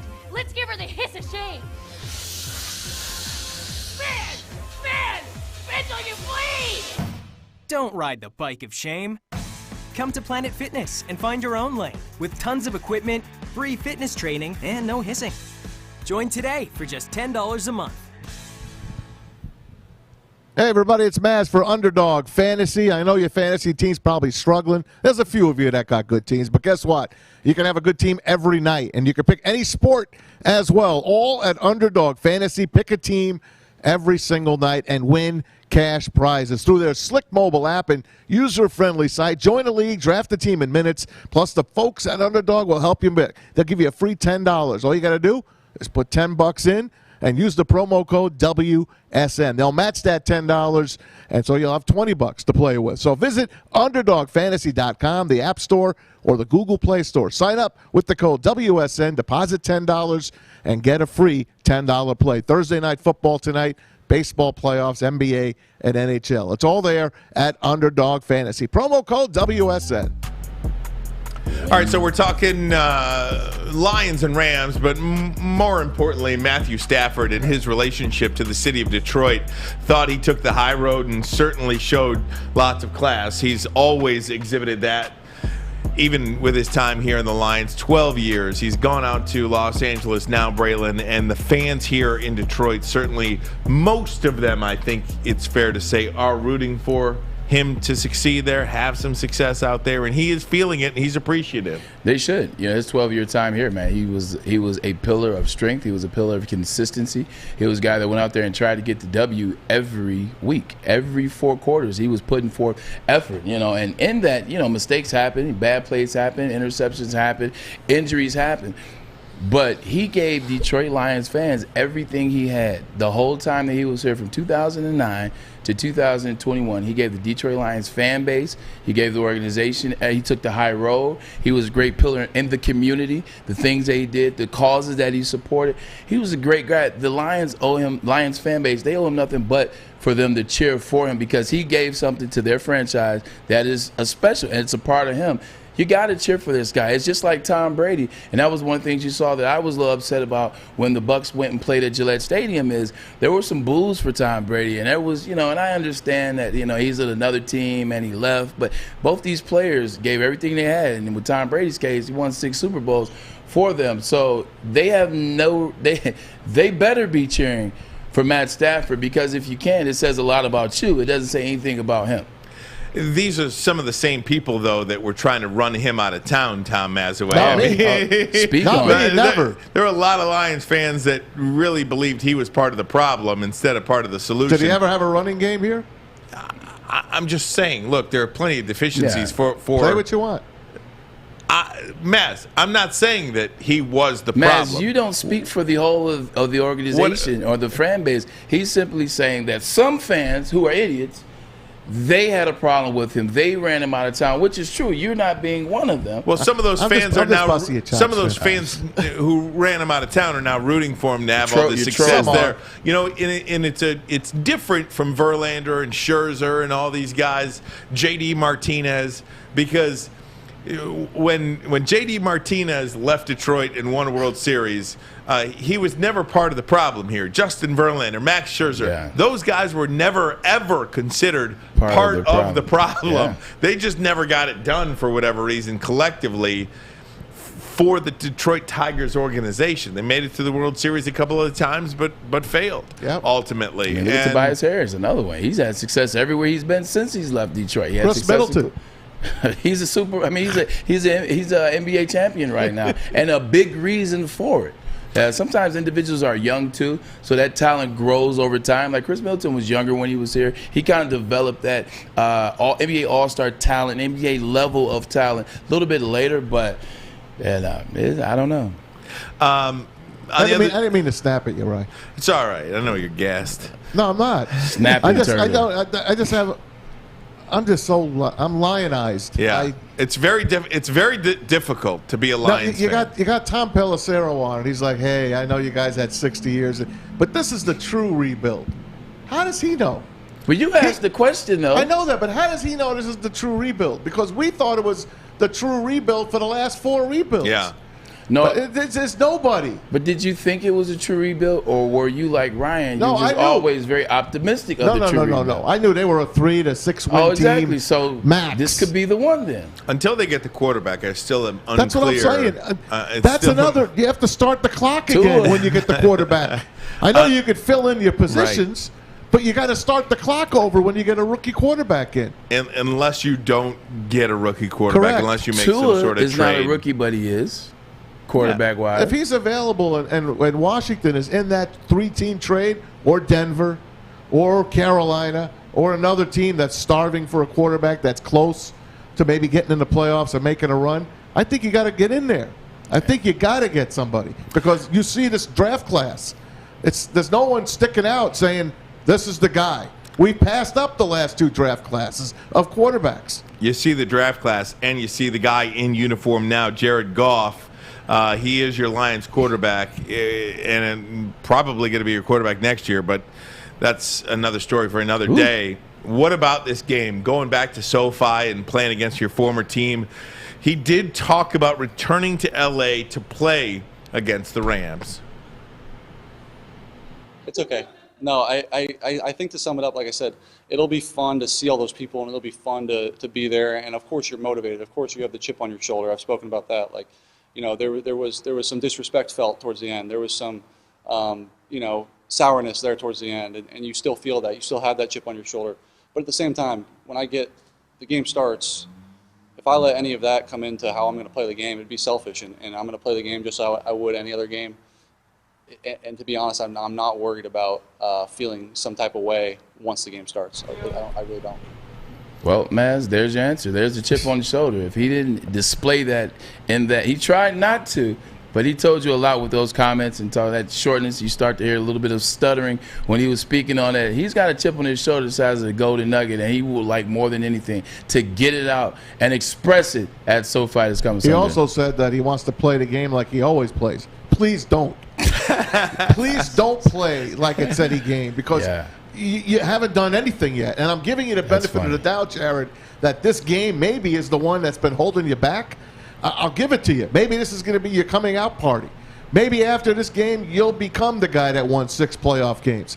But I don't know. If your hands can't grow overnight, you're going to keep fumbling the ball. Please don't play like you've been playing. So I do believe this is a crucial juncture in the Lions tenure of Jared Goff here with the Detroit Lions, because if he goes out there and turns the ball over 2 or 3 times, I don't know how you can continue putting him out there. I really don't.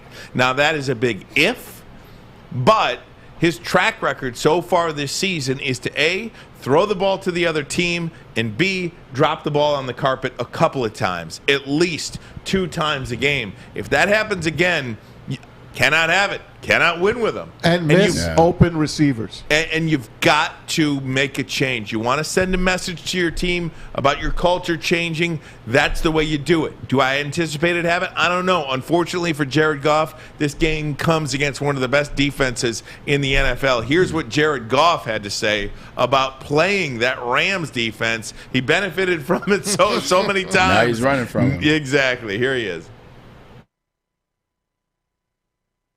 Yeah, sure. I mean, they're really good. I mean, that's like the number one thing I know about practicing against those guys. They're really good.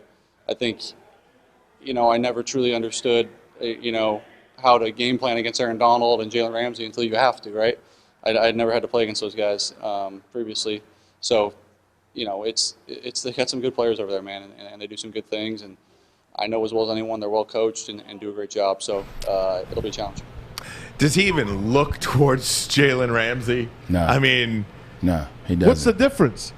He really doesn't have a receiver that's going to really get open. I mean, it could go against anybody. It could go against any of our guys. You got to get open, but he's got to get off the one look. He can't just look at Hockenson. You got to look at those backs coming out of the backfield. Get 4 yards if you have to. That's his average now anyway, which is 32nd in the NFL. I don't know. Do something that you haven't done this year. Maybe go down the field. Maybe go against Jalen Ramsey. Maybe you'll surprise him.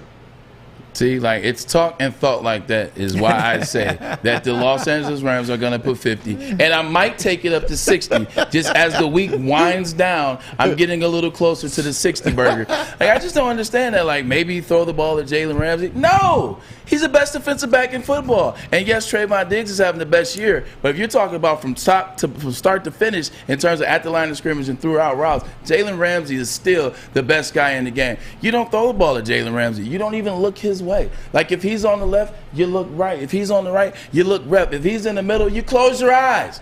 Like, you don't go after Jalen Ramsey. What you try to do is you hope that you can get the ball out of the backfield to DeAndre Swift. You hope that you can get a little bit established in the running game between the tackles with Jamal Williams. What he can do for us in this game and what he can do for himself is this. Like, go into this game, approach it like nobody's business, approach it the best you've ever approached a game without maybe the Super Bowl. Just go in it, no mistakes. No center quarterback exchange fumbles. Like if an interception happens, like make sure it's an interception that you just really tried on the play, and it was a throw, it was a good throw, it was an okay throw, and the interception was a great play was made. Like make the right reads. Go through the progressions. Hey, well, you already got one progression canceled, and that's wherever Jalen Ramsey is. But go through your progressions. Get the ball to an open man. If I see that out of him, you know what? I can accept the loss if I see that. But don't go up there and do everything that you've done so far this year and continue to do it. And in a game in which this got to be a big game for you in terms of the mindset. Now, I understand we're undermanned at the wide receiver. I understand we're under and short staff at the lineman position. But you can go up there and you can be dialed the freak in. That's what I need to see out of Jared Goff. Just be dialed in. Scared me for a minute there. Listen, the Rams, we all know their defense isn't as good as it was last year. Yeah. That's a fact. But here's the second thing on that offensive line. Taylor Decker didn't practice again today. Do you guys think he plays this year anymore? I don't know. I think they shut him down. I do. Yeah, I mean, look, I mean, you why can't is he go. gonna play? You can't go 0-17. Can you? I mean, you can't go 0-17 and leave your best players on the bench. Can you? Yeah, you can. I mean, it's called dumping. Is that really what you want to do? I don't know. Deuce. That's a really difficult decision to make. I mean, if the guy can play, let him play.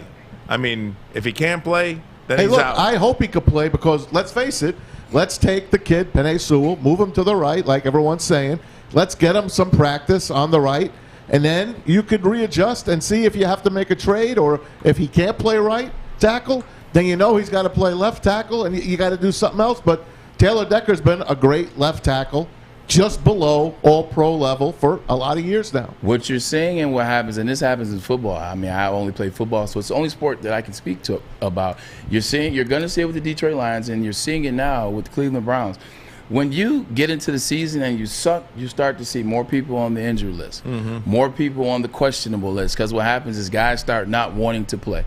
Guys are coming up with all type of phantom injuries. Guys are like, well, I got a little kick in my ankle. I got a little tweak in my hamstring. I have a little of this. My back hurts. Because guys understand, like, now the season's over. Hurts. Guys don't want to be a part of that. When it sucks to say, but I've seen it. I've seen it firsthand. Like, just look at the Cleveland Browns.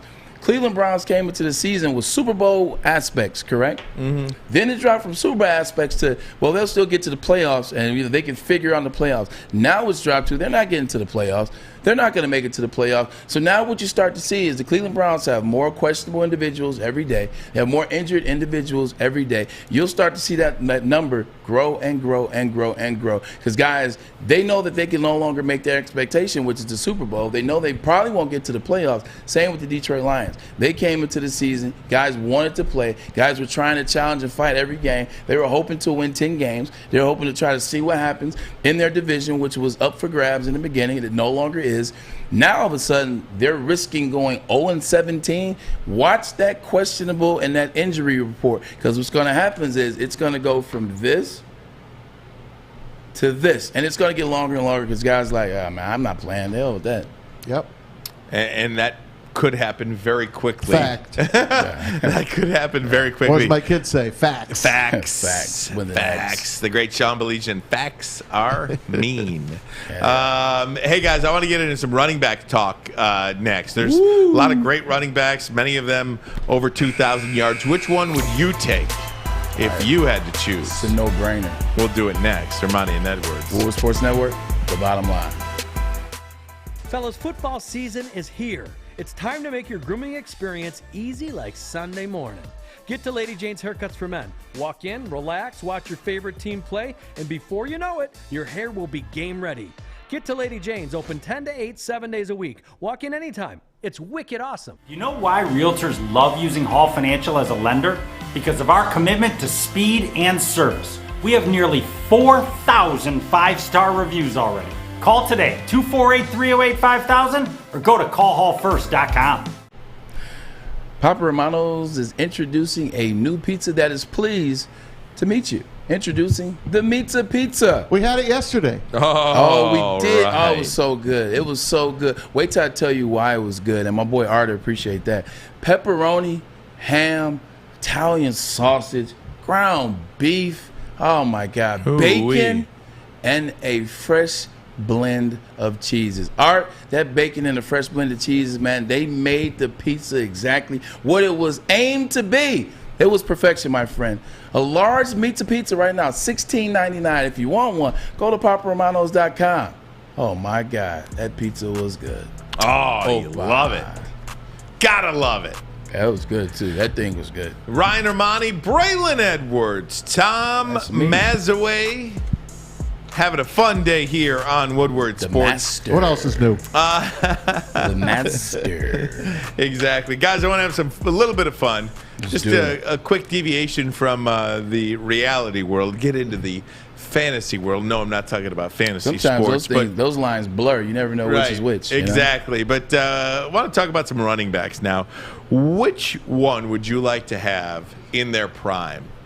This was a tweet that was put up, and obviously, look, everybody around here is going to want Barry Sanders, right? Barry Sanders, LaDainian Tomlinson, Chris Johnson. People forget about him. 2,000 yards. Is he good? Derrick Henry, original Adrian fast Peterson. man. What about Jamal Charles, man? Marshawn Lynch. When it goes south quickly, doesn't it? Remember Sean Alexander? Yes. Yeah, I wouldn't have put What a Jamal beast. Charles on this list, but Me he was neither. fun in Spurs. But you know he's on here, so why Pro not? We'll Football talk about Focus did it. They're good. I like following I them. do. I do That's too. a I really good like follow. them. They don't always get it right, but you know most of the time they do. This one they didn't. But on this list, I think this is a no-brainer in terms of who you choose. I think you got to pick this guy and set him out. Just kind of how Jay-Z's the best rapper of all time, where it's like you got to take Jay-Z out of the equation. I mean, you know, it's getting to the point where people are adding Drake too. That's fine, but you got this guy right here. Oh my God, 1,470 yards and 14 touchdowns as a rookie. And oh my God, was he something special to watch. Barry Sanders, man. What do you think about Barry? Well, I mean, he's the greatest of all time, It's in my not even opinion. close. I mean, Hands it's not even close either. So Barry obviously goes to the top, but the guy that I would say I would take next after Barry Sanders, and maybe people didn't get a chance to see him a lot because he was out there on the West Coast, but LaDainian LT? Tomlinson was as good as anybody in football for about 20, 25 years. He don't do it for me. No, I'm saying LaDainian Tomlinson was as good a running back. You could pluck a number of running backs out. LaDainian Tomlinson is among the greatest running backs in the last 25 years. I played Period. with Full I'd stop. say you could say last 40 years. Well, I'd put Eric Dickerson in there if you want to stay on the left coast. Oh yeah, Eric Dickerson. But LaDainian sustained a longer career than he did. But yes, he did still has the most rushing yards of all time. I give you that. Well, he'd have to fall under the other category here anyway. If we're just dealing with this bunch of guys that they put out, put Chris Johnson up there for a minute, Alex. Just this guy. This guy. Speed. What they do to him? They ruined him. They overused him. I mean, that's the problem with running backs, though, too, right? I mean, just give the ball to him every play. Hey, you know what? You got 2,000 yards. Just give him the ball every time. His usage went up and up. His carries, and you can't do that to a running back, man. If they were able to take care of him, like now, if he would have played in this era where there's dual running backs, man, he could have lasted a very long time. And then your guy with the Titans now, which he could be the best running back in the game right now, and Derrick Henry. Derrick Henry is a sneaky one, and this is why he's sneaky. You look at the majority of those guys, like a lot of those guys came out of the box rolling. Like Barry had 1,400 his first year. I think LaDainian had 1,000. Then, you know, Barry came back with 1,300 his second year. But he struggled in his first 2 years. I think they struggled to understand how to use him. They struggled to understand that he was that good. And maybe he struggled to understand how to run as an NFL running back, how to hit the hole, how to use his size and use his speed. But no more. If you look at the pace that he's on now, man, it's ridiculous. I think he was 400, 700, then 1,000 barely. Then the next year was 1,500, then it was 2,000. So he's 1,500, 2,000. He's on pace right now to go for 2,000 and 100 yards again. So when it's all said and done, if you're just stacking up numbers and stats, I mean numbers and highlights, Derrick Henry's going to be tough to beat. LaDainian Tomlinson, to me, you know, I don't want to say, I don't know. What about Marshall Faulk? Well, here's the thing with Tomlinson, though, too, and maybe Faulk is one of those guys as well, but dual threat. He became such a good pass catcher. Yeah. Like, I feel like LaDainian Tomlinson was one of the first running backs, really, that was so much more than a running back. He was a pass catcher. I mean, he caught 100 passes one year. I think Marshall started it when he was with Peyton. Yeah, he caught 100 passes one year. Marshall started when he was with Peyton and the Colts. And then when he went to St. Louis, the greatest show on turf, Kurt Warner really got Marshall Faulk the ball out of the backfield. And that's the blueprint that you saw the San Diego Chargers see. They say, you know what? What they're doing with the Rams is working because they're similar guys. Like LaDainian and Marshall are both from San Diego. They're from the same backyard. Like San Diego saw that and said, if we get him the ball out the backfield, you're 1,000% right. You're 1,000%. And you can't leave Emmett out. You can't leave Walter Payton out. You can leave Emmett out. Sure. I mean, that's fine, but I mean, I would take LaDainian Tomlinson over a guy like Emmitt Smith because I think he was extremely versatile.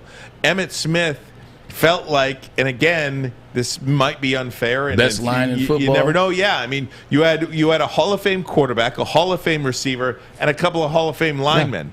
So he still did the work. He did, and I certainly don't want to take anything away. Too. I certainly don't want to take anything away from him. But if you're just kind of walking through holes, yeah, I mean, if you're taking everything into account, I mean, LaDainian Tomlinson, in his 9 years with San Diego, 3 of those years had over 2,000 total yards. Yeah. In a yards from scrimmage. Yeah, yards from scrimmage when you combine rushing and receiving. In a 4th year, he had 1,949 yards. In a 5th year, he had 1,800 yards. So the guy was doing it all for a long time. If we're talking old school, I'm taking OJ. If we're talking old school, I'm taking OJ. OJ Simpson, who's also a part of the 2,000-yard club. O.J. Simpson rushed for 2,060 yards, but guess how many games he did it in? 14 games. Now you get 16. 14 games. Take that into consideration. He was averaging 179 yards a game. Yeah, see, that's and now there's an extra game. Give him 13. Give him 3 extra games against some great teams back then too. Reggie McKenzie from Detroit, University of Michigan, College Football Hall of Fame. I guess for me, look, OJ's OJ. I've seen the highlights, but it's so hard. Which highlights did you see? It's so it's so hard for me to throw him in there. I guess I would stick to the last 30 years of what running backs that I've seen. What about no one mentioned, and it wasn't. What about Adrian Peterson? Yeah, AP.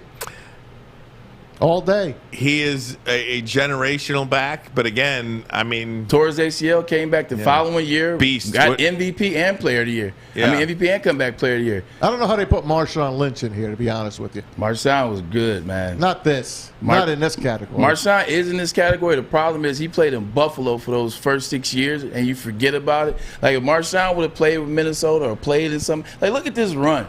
Like this is his second year. This is his first or second year in Seattle. Mode. Just look at this.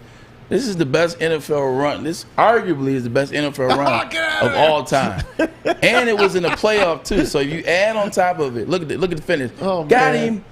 If you add on top of it what this run meant as well as how good it was. All right, put him in there. I'm telling you, man. Like Marshawn, I played with him.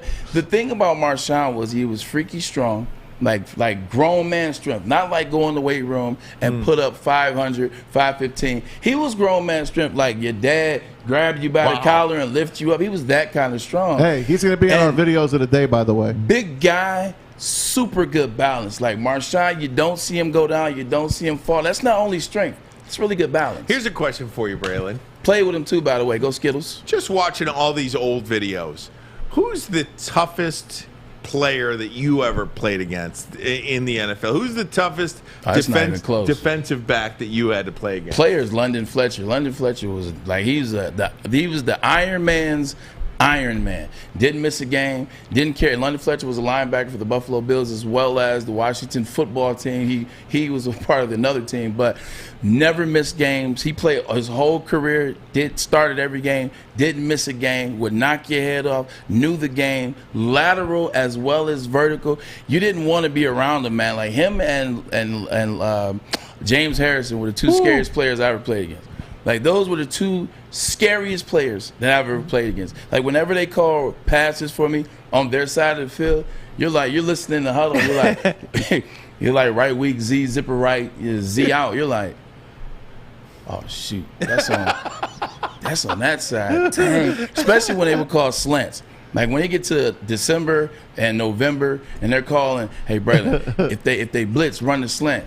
But you know James is gonna pull back out and hit me. Blow you up. Just catch it. Yeah, that was tough. Thank God you didn't play in the late 80s against the greatest football player who ever laced him Ronnie up. Lott? No, Lawrence Taylor. Lawrence Taylor was outside linebacker, though. He played everywhere. Yeah, true. He could have but run away from Superman. I would have ran away from him. I was on the outside. Like he was hitting a lot of guys on that inside, man, because his thing was getting those sacks and hitting those running backs. So I think I would have been okay on those go routes. That's so funny. All right, University gang. of North Carolina, though. That's true. Hey, I teased earlier. Dan Orlovsky had some things to say about Matt Stafford. I want to get to that. Also, something happened in the Pistons game last night at the end of the game that was very costly. I want to make mention of that in kind of tie in that New Jersey, what they took in terms of sports betting. Incredible numbers. Incredible numbers. We'll get to them next. Those Jersey guys. Ermanni and Edwards. Woodward Sports Network, the bottom line. Tony is a third-generation logger that has a simple, practical approach to life and work. That's why his Coast DX342 knife is perfect for him. The stainless steel blade is rust-resistant and made for all-weather use.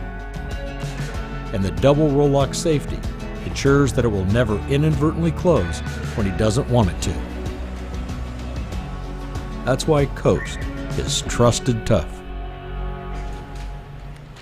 Hey gang, we here at Woodward Sports want to tell you about the Friday Night Clash right here on Woodward Sports. Friday at 9 o'clock, we will be out at Detroit King.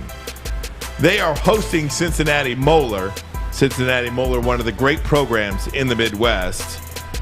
You can catch our broadcasts on Facebook, on YouTube, on Twitter, Woodward Sports and the Prep. Friday night, 9 o'clock. Stick will be out there. Chad Bush will be out there. Will Joey be out there as well? We'll just say it. Joey will be out there as well. Go see Joey. Detroit King, 7 o'clock game time. But we will start going at 9 o'clock. Lafayette and Werner. Little tape delay. Lafayette and Werner. And Lafayette and Shane. I know a little bit about Detroit. Absolutely. Hey, I mentioned Dan Orlovsky. I teased it. I want to get to it. He tells the story about Matthew Stafford and just how good he is. Yeah. Matthew Stafford is as talented as any quarterback in the NFL right now, as talented as any quarterback. The national perception of him by January will do a 180 in comparison to what it was July and August. I want to share you guys a story. So I spent time with Matthew. I spent time with Sean McVay. I remember being in film with Matthew, and we're watching a throw that he makes. I said, Matthew, why would you even try to make this throw? And he looked at me and he said, because guys like you can't. Well, he's right about that. Right. But that's his mentality. But that's why this offense is at a different place right now, because you got a coach that thinks this defense can't stop my scheme. And now he's got a quarterback that goes, there's not a throw on the field that I can't make. Yeah, man. You know, Phil, that Jared Goff is 0-13. 0-13 with coaches not named Sean McVay. So I can make that throw because you guys can't. Guys like you can't. See, you might see that as cocky. I see that as a quarterback playing with extreme levels of confidence right now. That's why he's doing that. Not to mention, when you ask that question, like Dan Orlovsky is asking that question as a young quarterback. I mean, he's older than Matt Stafford, but he's still asking that because he doesn't have the same ability that Matt Stafford has, just natural raw talent. So when he's asking that quarterback, part of that, and this is the truth, and this is why he's able to answer it that way, part of that is, Dan's asking that in a certain way, basically saying like it's a dumb throw. Or basically like that's a throw that shouldn't be on the radar. That's a throw that you shouldn't think about doing. It's basically kind of telling him as a quarterback, that's not a throw like a smart quarterback would make. And then that's Matt Stafford saying, well, one, I can make that freaking throw. And two, I know it's a throw that most quarterbacks can't make it because I'm not most quarterbacks. So you got to appreciate that. And I love the way that Dano took it, because I wish Dano would have really explained how he felt in that moment. Because I guarantee you in that moment, Dan Orlovsky probably was like, this cocky son of the SOB, this young guy, who the hell does he think he is? But now you fast forward to later, and Dan's an analyst, and Dan is taking the time to break it down from a different mindset. He's looking like, oh, that's who he thought he was. The guy that's leading the league in leading the NFL in QBR at 75%. Hey, there was no arm like this guy. This guy, he was special when he was taken out of Georgia. He makes those throws. But what I used to love is when they used to lose to the Packers, of course, and then they'd interview Aaron Rodgers. And then Aaron Rodgers would talk about the game, and he's like, but you know what? That number 9 over there, that's a special guy. He used to say that all the time, and no one asked him about Stafford. He just brought it up on his own. So when a guy like Aaron Rodgers is throwing compliments towards, not even saying his name, just saying number 9 over there, that to me tells me that he's elite. And this Aaron Rodgers, not to cut you off if you were going to say something, and that's Aaron. You can't, Aaron's not a guy that's giving all the compliments. Nope. Aaron's not a guy that's just after the game, praising, the opposition, especially the opposition at his position. He's not just throwing those out there. If you're getting one of those from guys like him, guys like Tom, guys like that, where they don't really just freely give it out, you really got to understand that there's something special behind it. It's something more than just, they're in our division, I'm going to say something nice because I'm going to see him in the offseason. Oh, why didn't he do it here? Why didn't we win? We haven't won in 60 years. Right back. Okay? Dude, I love you, Maz. We haven't won in 60 years. It's heartfelt. It's really something. It's heartfelt. Guys, let me transition to what happened in the state of New Jersey just last month. The state of New Jersey became the first state in our union to rake in over $1 billion in sports betting in 1 month. Jesus Christ. 1 month. Not even one of the bigger states either. $1 billion. That doesn't even count not going New to Jersey. That doesn't count going to your bookie down the street either. Not Las Vegas. Yeah. Not Las Vegas. New Jersey. Are you kidding me? So there's a lot of people gambling Sopranos out there. has something to do with that. Right. There's a lot of people gambling out there, and it's interesting because you can't watch a game anymore without knowing the number. Yeah. Right? I mean, it's all over the place.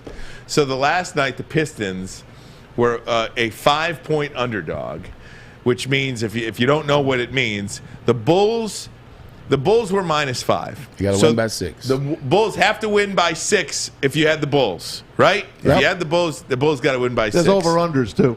Yeah. So, but here it is. We have this play.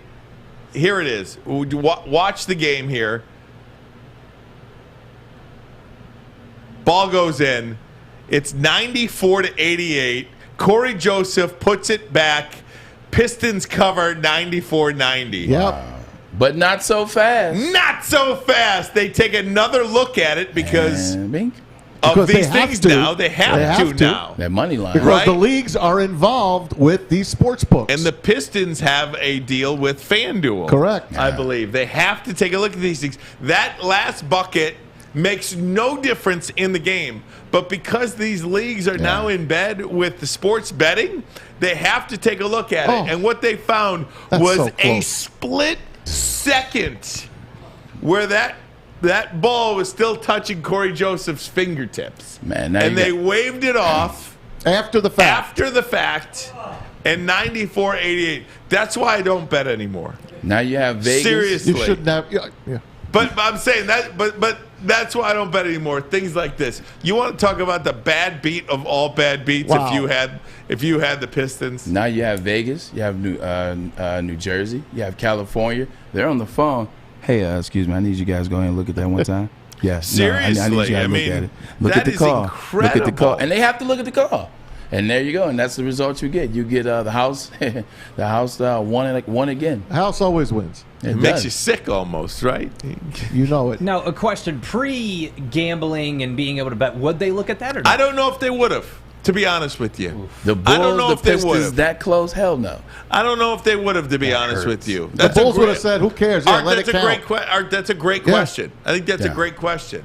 I don't know if they would have. Maybe they just kind of walk off the floor. Even Mark Champion last night on that call said, "Oh, he did." He said, "Well, they're gonna have to look at that now, Rick." Is that what he said? Oh yeah. Oh, yeah. No way. Yep. Alex, great job in getting that footage, by the way, too, because that just doesn't happen. Good job, Alex. Great job, Alex. Holy mackerel, it's not counting, Rick. Only way they might have looked at that is because if you look at what their team did, talking about the Bulls, even though they were playing a team in the Detroit Pistons that's still up and coming and did not have their starter and their star in Cade Cunningham, that's still holding an opponent under 90 points. So they may have taken a look, because the whole opponent in the NBA under 90 points is something special. Only the Detroit Pistons back in the day used to do that. So maybe they would have, but I mean, that's a sharp maybe. Honestly, I want to take a look, Braylon, just real quick at yesterday's scores. I think that is That's definitely. Oh no, there was one other game that didn't involve teams that. I mean, every other game is over 100. 130, 120. Wild NBA scores out there. All right. How about those Knicks? Had double overtime winner over the the Celtics. Julius Randle. The Garden man. was rocking. Julius Randle is good. Julius Randle, what he can do is shooting the three, getting rebounds. He can take you off the dribble, get to the basket, gets his team involved. He's almost like it's the guy that you think everybody. Let me reword that. It's the guy that you think that Draymond Green thinks he is. Because Draymond Green thinks he's this great player, like all around. He does a lot of things well, but scoring ain't one of them. Julius Randle does everything that Draymond does, and he scores just as good as the best scorers in the NBA. Got to take a break. When we come back, going to ask you guys for a couple of picks. We got a Game 5 in baseball tonight, and will that series be extended? We got a Thursday night football game as well. Want to get some selections from you guys as well as get to our bottom line videos of the day. Ermanni and Edwards. Woodward Sports Network, the bottom line. Make sure you download the Woodward Sports app in the App Store and the Google Play Store today. Take Woodward Sports with you wherever you go and listen live on your phone or mobile device. Papa Romano's has a pizza that is pleased to meet you. The Pizza Pizza is a sizzling deal and fully loaded with pepperoni, ham, Italian sausage, ground beef, and bacon. Get a large Pizza Pizza for $16.99 at paparomanos.com. Before we get to the bottom line videos of the day, gang, I want to get your selections tonight, if we could. Give me a thought on the baseball game. Game 5. The Atlanta Braves are 1 win away from the World Series. Somehow has a 3-1 lead on the Dodgers. The Dodgers going with a bullpen game tonight. In an eliminate, it's made me spit all over the microphone. I got news for you. It's always a bullpen game anyway. How? No one stays in. I mean, except bullpen the Astros game? yesterday. Wow. 3-1 lead. Maybe Clayton Kershaw will come off the DL and pitch. Yeah, maybe not. The But what IL. about David? Whatever happened to David Price? He just sits there. I saw him in the dugout. He's just sitting there. What is he injured, or is he still He's worried injured about in the COVID? head. That's where he's injured. I don't know what he's doing. I mean, he's there. If he wants to take the year off because of COVID, why be there? He took it off last year. I don't know if he took it off this year. He's in uniform. I mean, he's just standing you're there. better I see him off on his standing on the phone. mountain by yourself than in the dugout. It's unbelievable. That guy, man. I haven't looked at him the same since he came here and pouted. And he came. I remember. Brad Oss was calling for him to go into the game again here in Detroit. Nah. And he already took his uniform off. In between innings, they're like, "Where's David?" Oh, he's already in there. He's got his uniform's off. So go in there and tell him to come out. So the bat boy goes in. He tells the bat boy, "Nah, he's already drinking a beer or drinking whatever the hell he wants." And he said, "No, not coming in. Didn't want to be here. Never liked him after that." All right, give me a thought, Maz. Give me. You're the baseball guy. Dodgers got to stay alive tonight. I don't know how.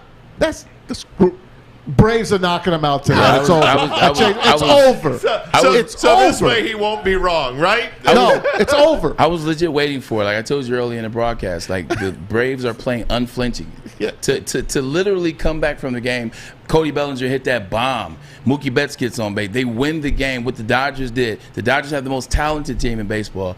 And to unflinchingly come back and do exactly what you have been doing, to be up 2-0, mind you, this game's over. I mean, this series is over. I'm going Braves, man. Not even Brian Snitker changed the N for an H, by the way. That's your boy. Brian Snitker can't even ruin this game, I think. I think they put him out of their misery tonight. Thursday night football. Browns behind Case Keenum. What's the number? I don't even know, to be honest with you. As we said, it's got to be 3, probably. It's got to be 3.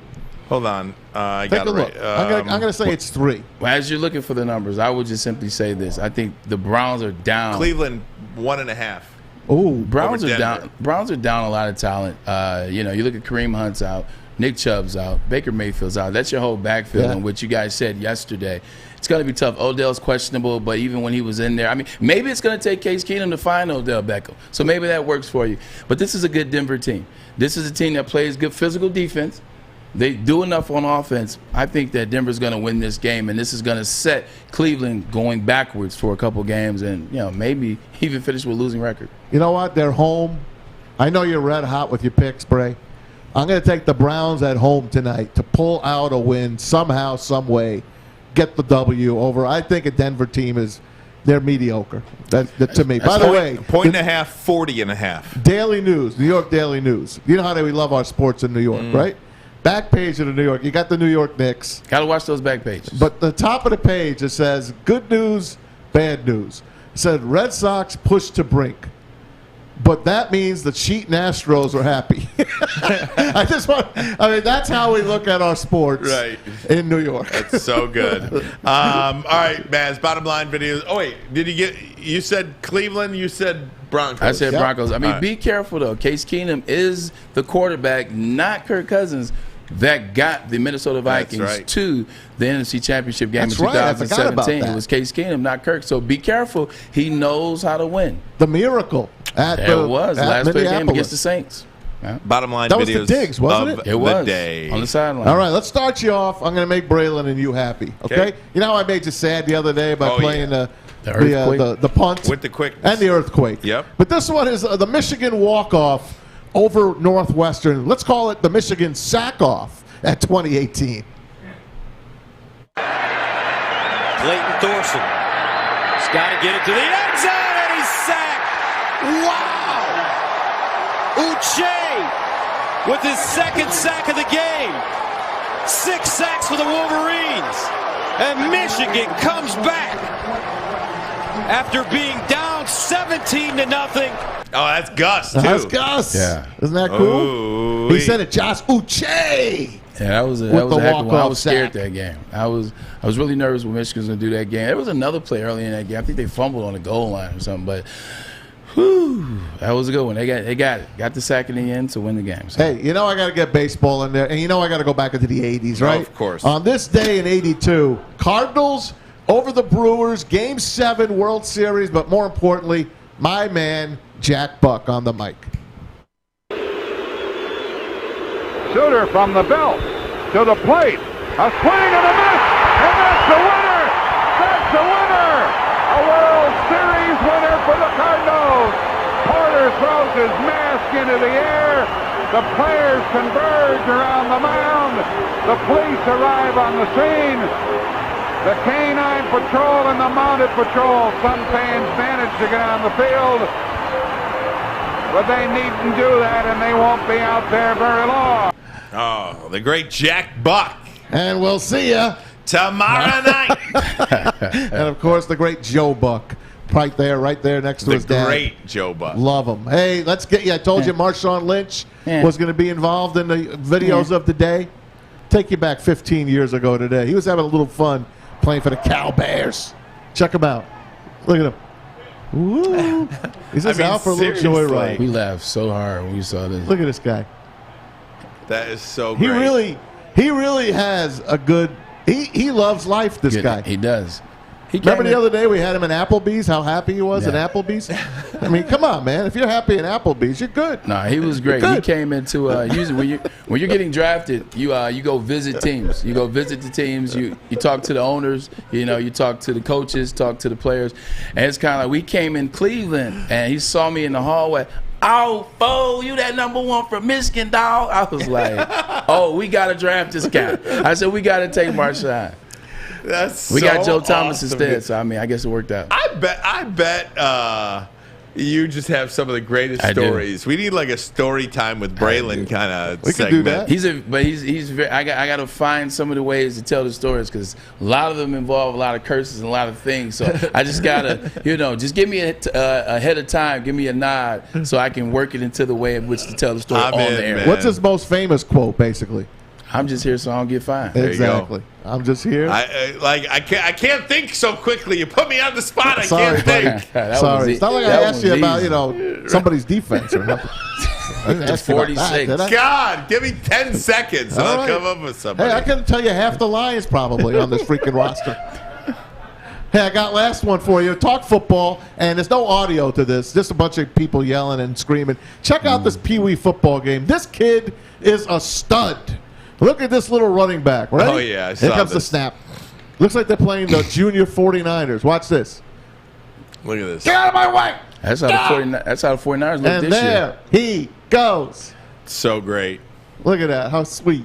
Touchdown. I'm just confused at why they would need full pads at this age, as well as why are they playing 100-yard fields. Right. That's a lot. Tackle That's football. Oh, man. Great day today, gang. Red Wings tonight against the Calgary Flames as well. Stay undefeated. D-Mac's 2-0 teams. Yeah, right. There you go, D-Mac will be out there tonight. That's right, D-Mac. You know, today is the anniversary of his very first goal. Really? Oh, way to go, man.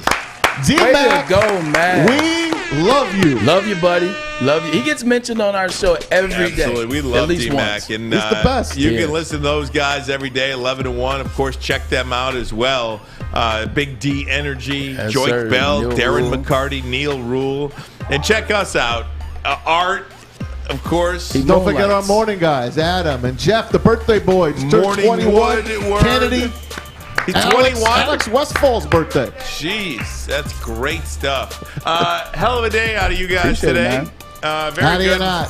Tomorrow is a football Friday. Ooh, Look got the forward to voice that. of the Rams tomorrow. Voice of the Rams tomorrow. Also, Braylon's pick segment. By the way, Braylon was 7-0 in the NFL I want to last relook week. at those numbers. 7-0 in the NFL last It's week guy for right here, Braylon. man. You know what? It's called hate, man. It's called hate. Stay tuned for that. Braylon, take us out of here. Hey, man, another good day, man. Like we said, we are on the radio now. If you look, give them those radio stations one more time. 99.1, 93.5 The Roar, and 94.7 We are HD2 FM. We are growing as a group, man, and we're having fun. We don't take ourselves that serious. All we take serious is the information we provide you. Ermanni and Edwards, Woodward Sports Network, the bottom line. Woke up 2 o'clock, 17-0. Looked at the final score, 34-11. Looked at Jeff Goff stats. He's clearly not the blame, but he's not the answer either. Is it time to bench Jeff Goff? This guy right here. This is Google brain. Is it time to bench Jeff Goff? Jeff Goff. Jeff Goff. Jeff Goff.